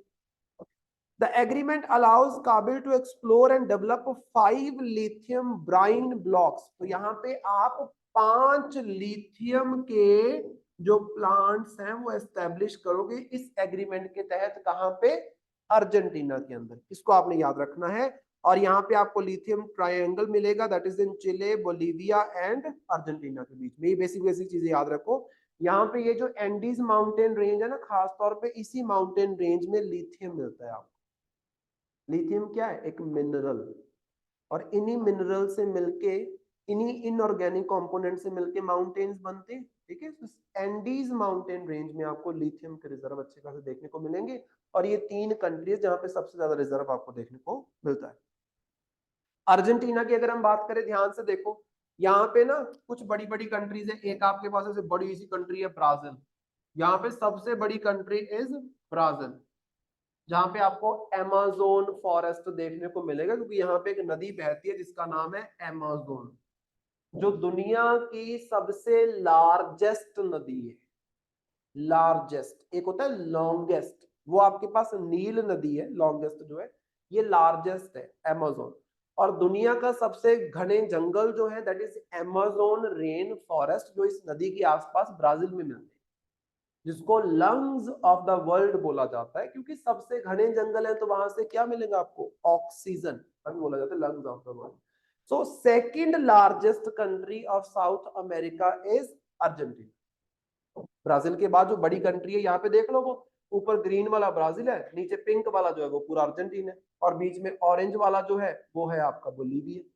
ठीक है, बाकी पैराग्वाय, यूरुग्वाय, यहाँ पे पैराग्वाय मिल जाएगा, इधर यूरुग्वाय मिल जाएगा, वो भी कंट्रीज है, ऊपर बहुत सारी कंट्रीज आपको छोटी छोटी मिल जाएंगी, लेकिन मेजरली ये दो बड़ी कंट्रीज वहां पे आपको देखने को मिलती है। नीचे आपके पास मैप दिया गया, उसको आप देख सकते हो। नेक्स्ट हमारे पास रिसेंटली नीति आयोग का मल्टी डायमेंशनल पॉवर्टी के ऊपर एक इंडेक्स आया है, और ये भी इंपॉर्टेंट है और हमने डिस्कस भी किया हुआ है। हमने डिस्कस किया था ऑक्सफोर्ड, जो पॉवर्टी एंड हंगर के ऊपर इंस्टीट्यूशन है, ओपीएचआई जो है, उनके द्वारा जो इंडेक्स पब्लिश किया जाता है, एंड यूएन डेवलपमेंट प्रोग्राम के द्वारा जो पब्लिश किया जाता है, उस मल्टी डायमेंशनल पॉवर्टी इंडेक्स को हमने डिस्कस किया। वो तो इंटरनेशनल लेवल पे पब्लिश किया जाता है। एक हमारे देश के विद इन हम एक अलग से एमपीआई इंडेक्स निकालते हैं related to multidimensional poverty index. कौन निकालता है? नीति आयोग। तो इसको हम बोल देंगे एमपीआई इंडिया, तो multi dimensional poverty index of India. ये इंपॉर्टेंट रहेगा क्योंकि इससे आपको काफी अच्छी इंफॉर्मेशन मिल जाएगी। इसको निकालता कौन है? तो निकालता है नीति आयोग। नीति आयोग जो हमारे देश का थिंक टैंक है, प्लानिंग करने वाली बॉडी है, आप बोल सकते हो। तो लिखो, देखो यहाँ पे, a recent discussion paper by Niti Aayog reveals that in the last 9 years over 24 crore Indians have escaped multi-dimensional poverty, showcasing a steep decline in the poverty head count ratio from 29% in 2013-14 to 11% in 2022-23। क्या बोला उन्होंने कि 2013-14 के अंदर, मतलब मोदी सरकार आने से पहले 2013-14 के अंदर कितने परसेंट लोग मल्टी डायमेंशनली पुअर थे? बताओ। इट वाज 29% लोग was multidimensionally poor. Then उसके बाद अभी अगर हम 2022-23 की बात करते हैं तो कितने परसेंट लोग हमारी टोटल पॉपुलेशन में पुअर है? तो वो है 11%। अगर आप ध्यान से देखोगे तो आपको क्या देखने को मिलेगा कि डिक्रीज हो गया है, गरीब लोगों की गिनती जो है वो कम हो गई है। और कितनी कम हो गई है? 24 करोड़ लोग हैं जो गरीबी से बाहर आए हैं इन 10 सालों में। आप बोल सकते पिछले 10 सालों में अकॉर्डिंग टू नीति आयोग का एमपीआई इंडेक्स 24 करोड़ लोग मल्टी डायमेंशनल पॉवर्टी से बाहर आए। मल्टी डायमेंशनल पॉवर्टी, पॉवर्टी नहीं, मल्टी डायमेंशनल पॉवर्टी। क्योंकि पॉवर्टी की जब हम बात करते हैं उसमें सिर्फ हम इनकम देखते हैं, मल्टी डायमेंशनल पॉवर्टी में हम हेल्थ भी देखेंगे। 10 इंडिकेटर्स बताए थे, याद करो। और in fact NITI Aayog 12 indicator use करती है। नीचे देखो, इसी के नीचे देखो, आपको मिल जाएगा, एक बड़ी सी इमेज होगी आपके पास, देखो ध्यान से। 3 आपके पास मेजर एरियाज हैं, health, education and standard of living. ये 3 चीजों के बेसिस के ऊपर एमपीआई निकाला जाता है ना। एक तो हेल्थ होता है, एक आपके पास एजुकेशन रहता है, और एक आपके पास स्टैंडर्ड ऑफ लिविंग रहता है। ये 3 आपके पास मेजर एरियाज हैं और इनके विद इन इंडिकेटर्स हैं। हेल्थ के अंदर देखो 3 इंडिकेटर यहाँ पे बताए गए हैं, लेकिन अगर आप जो यूएनडीपी वाला एमपीआई इंडेक्स देखोगे उसमें 2 बताए जाएंगे। यहाँ पे एक एक्स्ट्रा है, जैसे यहाँ पे देखो, एक है न्यूट्रिशन और एक है चाइल्ड एंड अडोलेसेंट मोर्टेलिटी। एक तो न्यूट्रिशन कितना अच्छा, जैसे फॉर एग्जांपल मान लो कि एक बंदा अच्छे खासे घर से है लेकिन वो न्यूट्रिशियस फूड नहीं खा रहा, तो वो न्यूट्रिशन के मामले में गरीब हो जाएगा। समझ रहे हो ये बात? कई फैमिलीज मैंने देखी है, बहुत ही अच्छी खासी फैमिलीज हैं, लेकिन बच्चों के लिए अच्छा न्यूट्रिशियस या वैरायटी फूड वो प्रोवाइड नहीं करती। मतलब बच्चों ने कभी फ्रूट्स नहीं खा के देखे, बच्चों ने कभी नट्स नहीं खा के देखे, बच्चे वही बस दाल रोटी पे पल रहे हैं, पैसा बहुत है। ऐसा होता है ना, पंजाब में तो भर भर के लोग बैठे हुए हैं, देखिए मैंने। नंबर 2 आपके पास है child and adolescent mortality. Child and adolescent mortality का मतलब क्या है कि जो एक तो ठीक ठाक एज में, जैसे 14-15 साल की एज में बच्चे मर जाते हैं, और एक छोटे बच्चे 5 साल से कम एज वाले बच्चे मरते हैं। कितने मर रहे हैं आप बोल सकते हो। और तीसरा यहाँ पे ऐड कर दिया हमने मैटरनल हेल्थ, मतलब जो मदर है, मदर की हेल्थ का क्या स्टेटस है। बहुत सारी मदर्स हैं जो डिलीवरी के टाइम मर जाती है। ठीक है, क्यों मर जाती है? क्योंकि न्यूट्रिशन की कमी रही है। एक जैसे फॉर एग्जांपल, एक माँ को आपने प्रिपेयर करना है ना बच्चा पैदा करने के लिए, वो प्रेपरेशन उस माँ के जन्म से स्टार्ट होती है। लड़की पैदा हुई ना, जिस दिन से लड़की पैदा हुई है उस दिन से उसकी माँ बनने की जो जर्नी है वो स्टार्ट हो जाती है। इसका मतलब क्या है? बच्चा वो पैदा करेगी 20, 22, 23, 24, 25 साल की एज में जाके, लेकिन मां बनने की जर्नी जो है उसकी, वो उसकी पैदा होने से ही स्टार्ट हो जाती है। इसका मतलब क्या है कि उसे न्यूट्रिशन अच्छा प्रोवाइड किया जाए। आप ये नहीं बोल सकते कि पूरी उसकी जिंदगी निकल गई गरीबी में बेचारी की, कुछ अच्छा खाने को नहीं दिया, सारा कुछ लड़के को ही खिला दिया। और जब बात आई बच्चा पैदा करने की, तो आप जब वो प्रेग्नेंट होती है उसके बाद उसको ठूसते हो, जितना मर्जी ठूस लो कुछ नहीं होगा। समझ रहे हो इस चीज को? लोग क्या करते हैं, आपने देखा होगा कि जब मदर मतलब वो प्रेग्नेंट हो चुकी है तो वो 9 महीने में उसको ठूसा जाता है कि ये भी खा तू, ये भी खा तू, ये भी खा। और पूरी जिंदगी में उसको कुछ खिलाया नहीं आपने ढंग का, आप बोल सकते हो उसका फायदा नहीं होगा। उससे मोटापा हो जाएगा, बच्चे का वेट बढ़ सकता है, लेकिन बच्चे का न्यूट्रिशन नहीं पूरा हो सकता। समझ रहे हो? क्योंकि वो माँ के अंदर से खींचेगा सब कुछ। उस टाइम पे तो ऐसा होता है, आप बोल सकते हो, चलो इसका तो मुझे ज्यादा एक्सपीरियंस नहीं है क्योंकि I am not a girl, लेकिन मुझे ये एक्सपीरियंस है कि जैसे पशु है, मुझे पशुओं में बहुत इंटरेस्ट होता है। पशु होते हैं ना, जैसे आपकी एक बछड़ी हुई, तो वो छोटी सी है, वो 16 या 18 महीने की होगी तो वो प्रेग्नेंट हो सकती है। तो वो छोटी जो बछड़ी होती है ना, उसको शुरू से खिलाना पड़ता है, शुरू से खिलाना पड़ता है। अदरवाइज प्रेगनेंसी के दौरान अगर आप अगर उसको खिलाओगे ना, तो उसका जो बछड़ा है वो बड़ा हो सकता है, उसका जो बेबी होगा वो बड़ा हो सकता है, उसको कुछ नहीं होगा, फिर वो दूध भी नहीं देगी। समझ रहे हो? तो मतलब उसकी प्रोडक्टिविटी डाउन चली जाती है। तभी तो हमारे यहाँ पे ये होता है, बच्चा पैदा किया मदर को थायराइड हो जाता है। समझ रहे हो? बच्चा पैदा कर किया और मदर को थायराइड हो गया, मदर को हार्मोनल प्रॉब्लम्स होगी। क्यों हो रही है? क्योंकि उसके अंदर न्यूट्रिशन की शुरू से कमी रही है, जिसके ऊपर लोग ध्यान नहीं देते। देन उसके बाद एजुकेशन में ईयर्स ऑफ स्कूलिंग है, स्कूल अटेंडेंस है, एक पे कितने साल आप पढ़े हो, टोटल अपनी लाइफ में से कितने साल स्कूल गए हो। एक है कि स्कूल में जाते हो, अटेंडेंस कितनी है, बच्चे कितने रेगुलर आते हैं। क्योंकि इसमें ये नहीं होता कि बच्चा वैसे छुट्टी मार रहा है, कई बच्चे अपने पेरेंट्स को हेल्प करने के लिए दिहाड़ी पे जाते हैं, कुछ करते हैं, वो सारी चीजें। देन उसके बाद स्टैंडर्ड ऑफ लिविंग के अंदर आपके पास cooking, fuel, sanitation, drinking water, housing, electricity, asset, bank account, ये सब आ जाता है।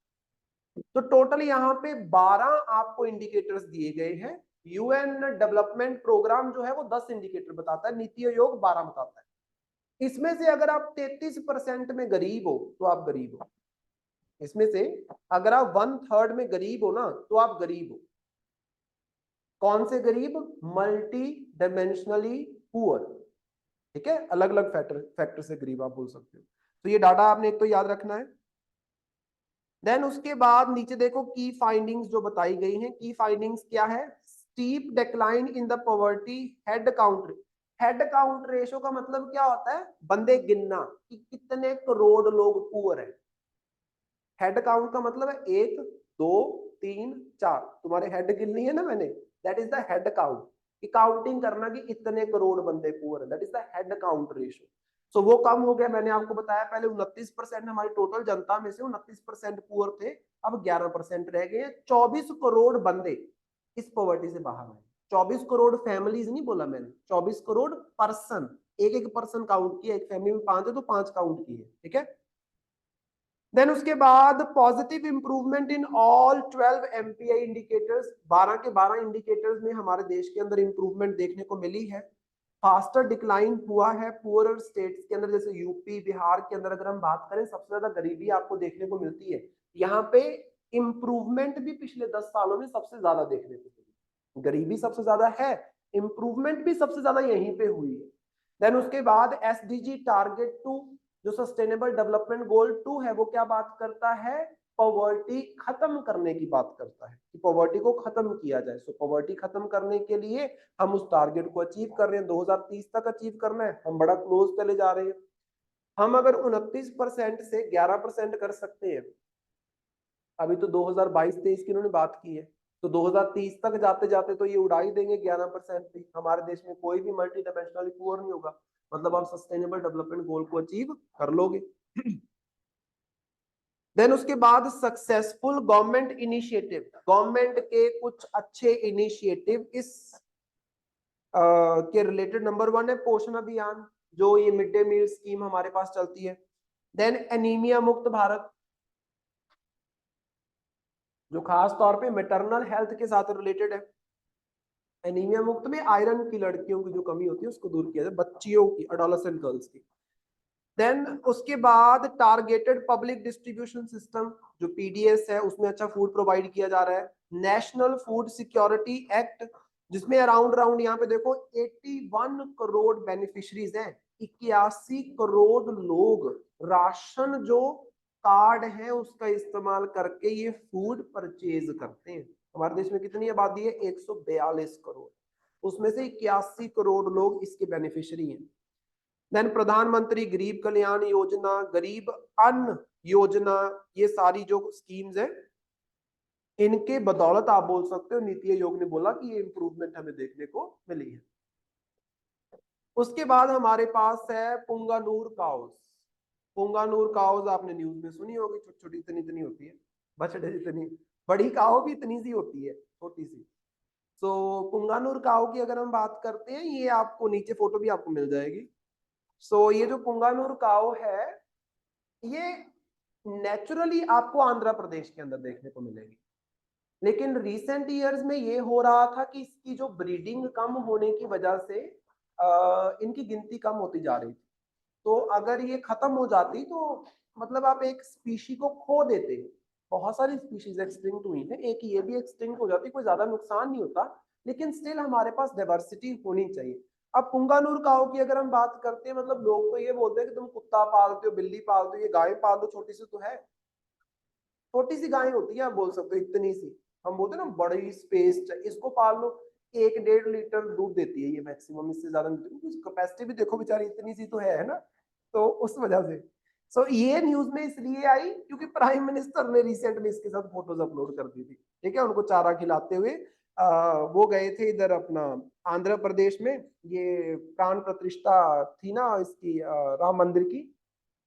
प्राण प्रतिष्ठा करने के लिए पहले कुछ रिचुअल्स होते हैं जो आपको परफॉर्म करने होते हैं, तो वही परफॉर्म करने के लिए जगह जगह पे जाया गया। जैसे आपने देखा होगा कि प्राइम मिनिस्टर समुद्र के किनारे खड़े होकर फूल बिछा के आमंत्रण दे रहे हैं किसको? श्री राम को आने का। कहाँ से आने का? समुद्र में से। समुद्र में से क्यों आने का? क्योंकि वो समुद्र पार करके गए थे। आंध्र प्रदेश के अंदर क्यों गए? क्योंकि नीचे आपके पास देखो वीरभद्र टेम्पल बताया गया है, या फिर जिसको लिपाक्षी टेम्पल बोला जाता है। लिपाक्षी वो जगह है जहां पे जटायु, जटायु याद है कौन है? जटायु याद है कौन है?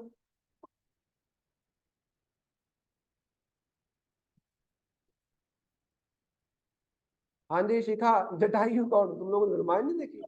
राम के राम भक्त था सर वो। राम भक्त तो था। हाँ हाँ कौन? जी उसने ऐसा क्या किया था? सर, उसने ना पता नहीं मुझे ध्यान। हाँ जो पक्षी दिखाते हैं दैट इज जटायु। पक्षी नहीं दिखाते रामायण में कि जब इसने देखी नहीं है उल्लू ने, जब सीता माता को उठा के ले जा रहा था रावण, तो रावण को रोकने की कोशिश की, रावण ने उस पक्षी को काट के फेंक दिया। जहां वो गिरा that space is your Lepakshi, और वहां पे आज आपको टेम्पल देखने को मिले, लिपाक्षी टेम्पल। और वो टेम्पल खास तौर पे शिव जी भगवान का टेम्पल आपको देखने को मिलेगा। वो तो ये विजयनगर एम्पायर के टाइम पे बनाया गया है, उन्हीं की कंस्ट्रक्शन में आंध्र प्रदेश में आपको देखने को मिलेगा।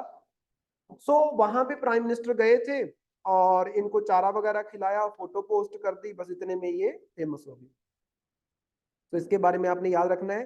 पहले ये सिर्फ आपको आंध्र प्रदेश के अंदर देखने को मिलती थी, और अभी ये आपको आंध्र प्रदेश, तेलंगाना, केरला, महाराष्ट्र, तमिलनाडु, इन सब जगहों पे ये काऊ देखने को मिलती है। ओरिजिनली ये ब्रीड आंध्र प्रदेश की है, ये याद रखना, सिंपल है, इसके ऊपर क्वेश्चन आ सकता है।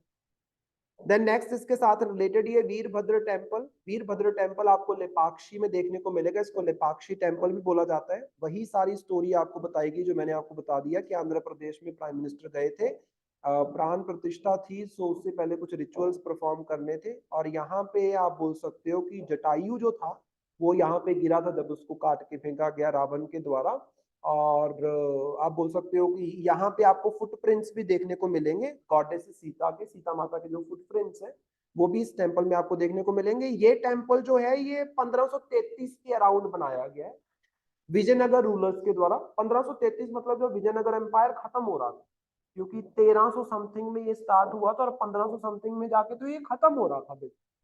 तो उस टाइम पे इसको बनाया गया है और इस टेम्पल के अंदर आपको हैंगिंग पिलर्स देखने को मिलेंगे। आपने देखी है कभी यूट्यूब पे या फिर कहीं पे? यूट्यूब पे नहीं देखी होगी, उस पे देखी होगी, इंस्टाग्राम पे। ओ पिलर है, पिलर के नीचे से रुमाल निकाल देते हैं, that is the hanging pillar. वो आपको यहाँ पे देखने को मिलेगा।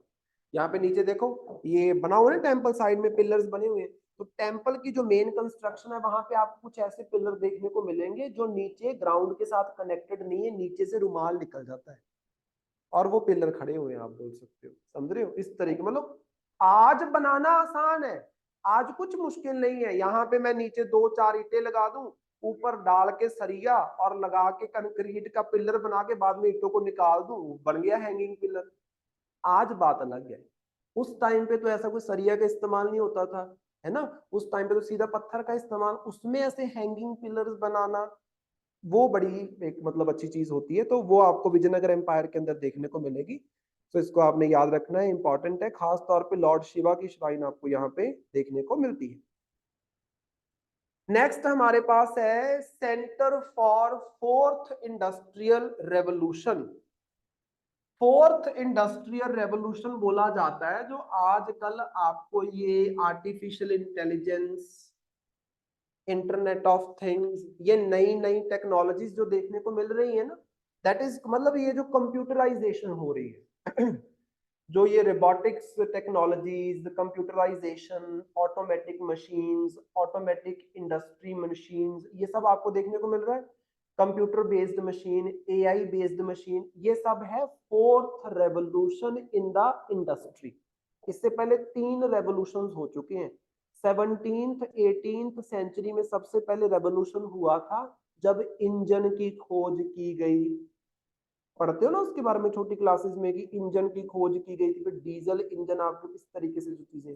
सो फोर्थ रेवोल्यूशन के लिए तेलंगाना के अंदर वर्ल्ड इकोनॉमिक फोरम की मदद से एक नया सेंटर जो है वो ओपन किया गया। कहां पे? Hyderabad. So centre for fourth industrial revolution आपको इंडिया में कहां पे देखने को मिलेगा? हैदराबाद के अंदर। Hyderabad is capital of Telangana. और किसकी मदद से बनाया जा रहा है? वर्ल्ड इकोनॉमिक फोरम की मदद से। World economic forum international organisation है, ठीक है। सो जो खास तौर पे क्या करना चाहती है, Telangana has signed an agreement with world economic forum to establish centre for fourth industrial revolution in the state capital of Hyderabad. Fourth Industrial Revolution stands for Center for Fourth Industrial Revolution. It is an initiative by World Economic Forum to establish centers that focus on harnessing the potential of Fourth Industrial Revolution technologies, driving collaborations between government, businesses, academia, and address global challenges and opportunities. कुछ नहीं है, ये एक research centre रहेगा। जो चौथा industrial revolution हो रहा है उसमें जो एआई टेक्नोलॉजी है, जो ऑटोमेटिक टेक्नोलॉजीज है, इन सब में अगर प्रॉब्लम्स आती है तो उन प्रॉब्लम्स को सॉल्व करने के लिए रिसर्च की जाएगी। इनकी एफिशिएंसी जो है उनको बढ़ाने के लिए रिसर्च की जाएगी। मतलब all about research and innovation and invention. उसके लिए एक सेंटर वर्ल्ड इकोनॉमिक फोरम में हमारे देश के अंदर भी ओपन कर दिया, हैदराबाद के अंदर। दैट्स इट, इसमें और कुछ नहीं, बस इतना याद रखना। और वर्ल्ड इकोनॉमिक फोरम की अगर हम बात करते हैं तो ये इंटरनेशनल नॉन गवर्नमेंट ऑर्गेनाइजेशन है। नॉन गवर्नमेंट ऑर्गेनाइजेशन मतलब एनजीओ, इंटरनेशनल लेवल का एक एनजीओ है जो खास तौर पे इकोनॉमिक डेवलपमेंट एंड ग्रोथ के ऊपर काम करता है। वर्ल्ड इकोनॉमिक फोरम की कई रिपोर्ट्स भी आपको न्यूज के अंदर देखने को मिल जाएंगी। हमने भी प्रीवियसली कई डिस्कस की हैं, आगे भी आएंगे तो उसको हम डिस्कस करेंगे। 1971 में इसको बनाया गया था। उसके बाद हमारे पास नेक्स्ट जो करंट अफेयर है उसको देखो। States startup ranking for 2022। Startup ranking मतलब स्टार्टअप्स जो लगते हैं, स्टार्टअप्स मतलब जो नए बिजनेस लगते हैं। तो अगर हम सारी स्टेट्स को देखें तो कर्नाटका, गुजरात एंड केरला यहाँ पे सबसे ज्यादा आपको स्टार्टअप्स देखने को मिले, कर्नाटका है हमारे पास, गुजरात है हमारे पास, एंड केरला है। मतलब 2 साउथ इंडिया की स्टेट्स है, 1 वेस्ट इंडिया की स्टेट्स। किस किस रैंकिंग में? स्टार्टअप्स। और ये रैंकिंग किसके द्वारा निकाली जाती है? That is department for promotion of industry and internal trade, DPIIT, इसको आपने याद रखना है। इसके अलावा Tamil Nadu and Himachal Pradesh also highlighted as best performers. Top 3 तो ये हैं हमारे पास, लेकिन सबसे ज्यादा इंप्रूवमेंट जो दिखी है वो कहां पे दिखी है हमें? एक तो तमिलनाडु के अंदर और एक हिमाचल प्रदेश के अंदर। ठीक है, मतलब रिसेंट ईयर्स में जो ज्यादा आपको देखने को मिली है। while Maharashtra, Odisha, Telangana are categorised as the top performers. Top performers में महाराष्ट्र, ओडिशा, तेलंगाना है, और बेस्ट परफॉर्मर्स में आपके पास कर्नाटका, गुजरात, केरला है। याद रखना, इसको कंफ्यूज मत होना। महाराष्ट्र, ओडिशा, तेलंगाना 1 2 3। सबसे अच्छा प्रोग्रेस जो है ओवरऑल आपको इन 3 में देखने को मिलेगा। और अगर हम देखें कि जो पीछे काफी घूम रही थी स्टेट्स और रिसेंट ईयर में जो अच्छा परफॉर्मेंस दिया है वो आपके पास तमिलनाडु एंड हिमाचल प्रदेश है। तो तीनों को आपने याद रखना। देन उसके बाद हमारे पास नेक्स्ट जो टॉपिक दिया गया है, इसमें कुछ खास नहीं है, इसमें रैंकिंग में बस रैंकिंग को याद रखना थोड़ा। Next is about Taiwan. Taiwan में इलेक्शंस हुए थे, और वहां पे अगर हम बात करें तो जो आपकी ताइवान की ruling democratic progressive party DPP, ये फिर से जीत गई है, आप बोल सकते हो। प्रो इंडिपेंडेंस पार्टी है। प्रो इंडिपेंडेंस का मतलब ये ऐसी पार्टी है जो ताइवान को चाइना से इंडिपेंडेंट करवाना चाहती है, और ये ऐसी पार्टी है जिसकी जीत को जापान भी सपोर्ट करता है, इंडिया भी सपोर्ट करता है, USA भी सपोर्ट करता है। तो मतलब इंडिया, प्रो इंडिया जो पार्टी है ताइवान की, वो जीती है। और ताइवान अपने आप में एक बड़ा इंपॉर्टेंट लोकेशन हो जाता है। देखो, चाइना दुनिया की 2nd लार्जेस्ट इकोनॉमी है, और चाइना का एक छोटा सा पार्ट दैट इज ताइवान, वो दुनिया की 16th लार्जेस्ट इकोनॉमी है। ये चाइना का छोटा सा एरिया बड़ी बड़ी कंट्रीज से ज्यादा अच्छी इकोनॉमी होल्ड करता है। 16वें नंबर पे आता है ये छोटा सा area. It is like that कि इंडिया 5वें नंबर पे है, और मान लो कि महाराष्ट्र दुनिया में 18वें नंबर पे है नहीं, वो मान लो ऐसा सिनेरियो कि चाइना दूसरे नंबर पे और उसका एक रीजन जो है वो दुनिया में 16वें नंबर पे आता है। मतलब इतनी तगड़ी इकोनॉमी है, इतनी ज्यादा इकोनॉमिक ग्रोथ वहां पे हमें देखने को मिल रही है। Taiwan produces 92% of the world most advanced logic chips. ये जो चिप्स बनती है ना, ये टेक्नोलॉजी में यूज करते हैं, इंफॉर्मेशन टेक्नोलॉजी हर जगह यूज होती है चिप्स जो होती है। तो दुनिया की सबसे अच्छी क्वालिटी की चिप्स जो है उसमें से 92% यहाँ पे प्रोड्यूस होती है। 70% smartphone chipsets among other critical component. और स्मार्टफोन की जो चिप्स होती हैं अंदर जो पड़ती हैं, उसमें से 70% ताइवान में प्रोड्यूस होती है, जिसकी वजह से इनकी इकोनॉमी काफी इंपॉर्टेंट हो जाती है। और चाइना ताइवान के बीच में डिस्प्यूट हमने कई बार डिस्कस किया है कि ताइवान जो है, यहाँ पे एक्चुअली हुआ क्या था, 1913 से लेके 1949 तक चाइना के अंदर आपको सिविल जो रेवोल्यूशन है ये देखने को मिला है। 1913 से पहले चाइना के अंदर एक आपकी डायनेस्टी होती थी, that is Ching dynasty. Ching dynasty का रूल होता था चाइना के अंदर। 1913 में चाइना को फ्री किया गया चिंग डायनेस्टी से, और 1913 से लेके 1949 तक कॉन्फ्लिक्ट रहा कि चाइना में कैसा सिस्टम होना चाहिए। यहाँ पे 2 पार्टीज हमारे पास थी। एक बनाना चाहती थी पीपल रिपब्लिक ऑफ चाइना, और एक बनाना चाहती थी रिपब्लिक ऑफ चाइना। 2 पार्टीज थी, लंबी स्ट्रगल में इन्वॉल्व रही 1913 से लेके 1949 तक। At the end people Republic of China जो है ये आप यहाँ पे डोमिनेट करती है, और रिपब्लिक ऑफ चाइना वाली जो पार्टी थी ये लोग भाग के कहा जाते हैं, ताइवान में। ये भाग के कहा जाते हैं, ताइवान में।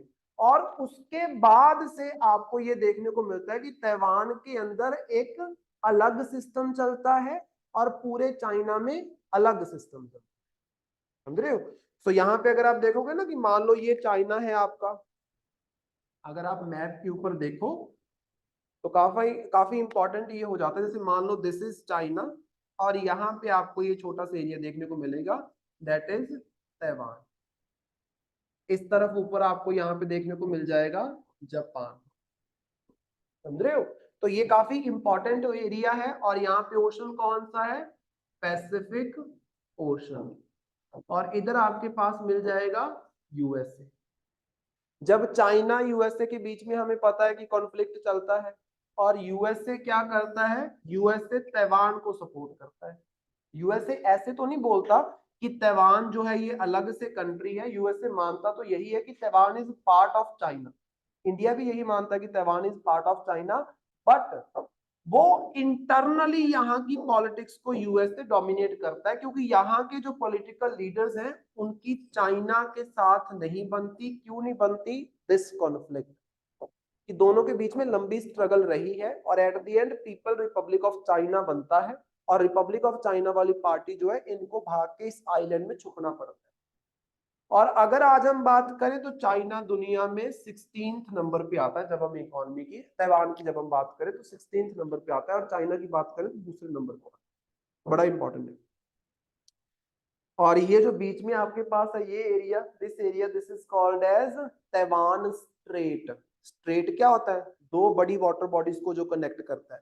यहाँ पे आपके पास समुंदर है ईस्ट चाइना सी, नीचे आपके पास है साउथ चाइना सी। दोनों को कनेक्ट कौन करता है, ये वाला वाटर बॉडी जो चाइना ताइवान के बीच में है, इसको बोल देंगे ताइवान स्ट्रेट।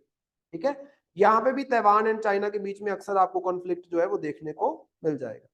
ठीक है, ठीक है, फिर यहां तक करते हैं डिस्कस, बाकी फिर हम नेक्स्ट क्लास में डिस्कस करेंगे, क्योंकि नेक्स्ट वाला जो टॉपिक है काफी बड़ा है, वो 5-10 मिनट में डिस्कस नहीं हो पाएगा।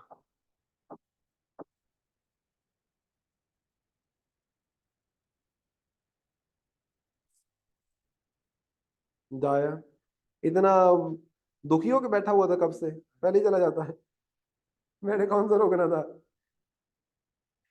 इतनी स्पीड में ये भागा है, मुझे लगा काफी दुखी होकर बैठा हुआ था काफी टाइम से।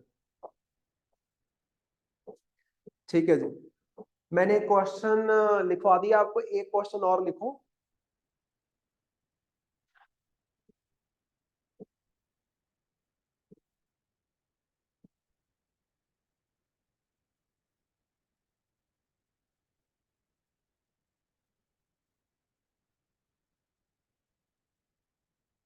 तो लिखना, critically analyze critically analyze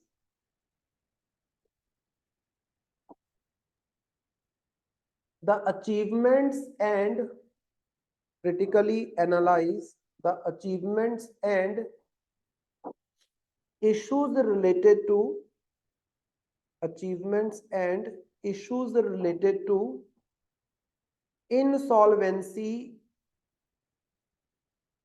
issues related to insolvency and bankruptcy code of India. Insolvency and bankruptcy code of India 2016।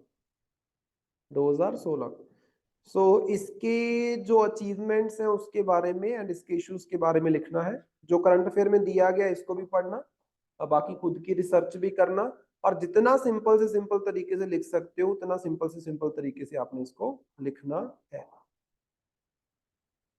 अच्छा, शिखा आज भागी है ये टेस्ट बोल के, मुझे तो याद ही अब आया। शिखा शर्म शुर्म आती थोड़ी बहुत? सर मैंने टेस्ट पढ़ा है सारा, मुझे आता है सर, मेरे को थोड़ा काम पड़ेगा। बिल्कुल भी नहीं। आपने पिछले हफ्ते भी रौला डाला था, सर अगले हफ्ते टेस्ट रखना, हम पूरा टेस्ट देंगे। सर अब मुझे, सर मैं मंडे को दे दूंगी टेस्ट। नहीं, तो ये फिर हम क्या कर सकते हैं, आप काफी दिन से नहीं आए तो एक और लिखो क्वेश्चन, एक क्वेश्चन और लिखो।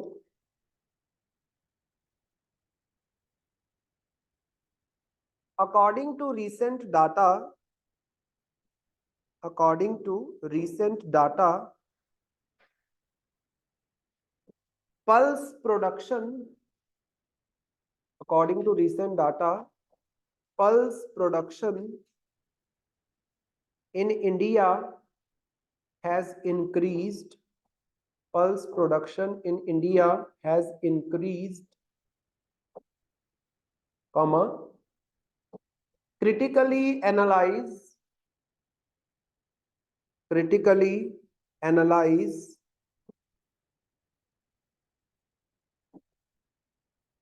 problems, critically analyze problems,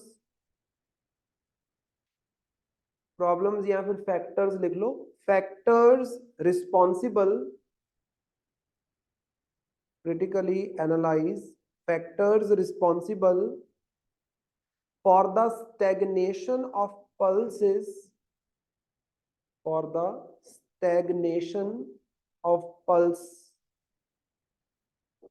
stagnation of pulse production in the last 3 decades, stagnation of pulse production in the last 3 decades।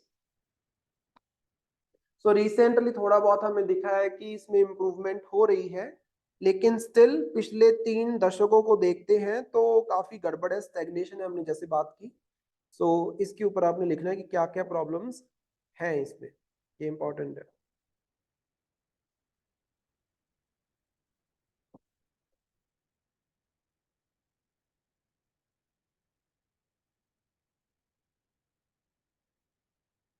ठीक है, फिर बाकी करेंगे कल।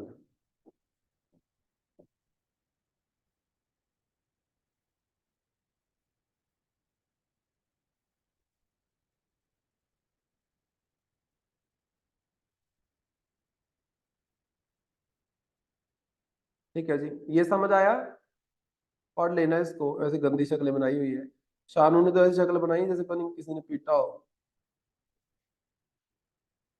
भाई टेस्ट तो हमने 1 हफ्ते से रखा हुआ है, आप मत देखना टेस्ट, आप मंडे को दे देना। Okay sir, okay. आपको नहीं बोला ओके, आपको तो आज टेस्ट देना है भाई। सर मैं मंडे दे दूंगी सर। क्लास में ही दे दूंगी सर, मैं नहीं देखूंगी टेस्ट। आपके बहाने ही नहीं वो आ रहे, आपने पिछले 1 हफ्ते से लारे लगा रखे हैं।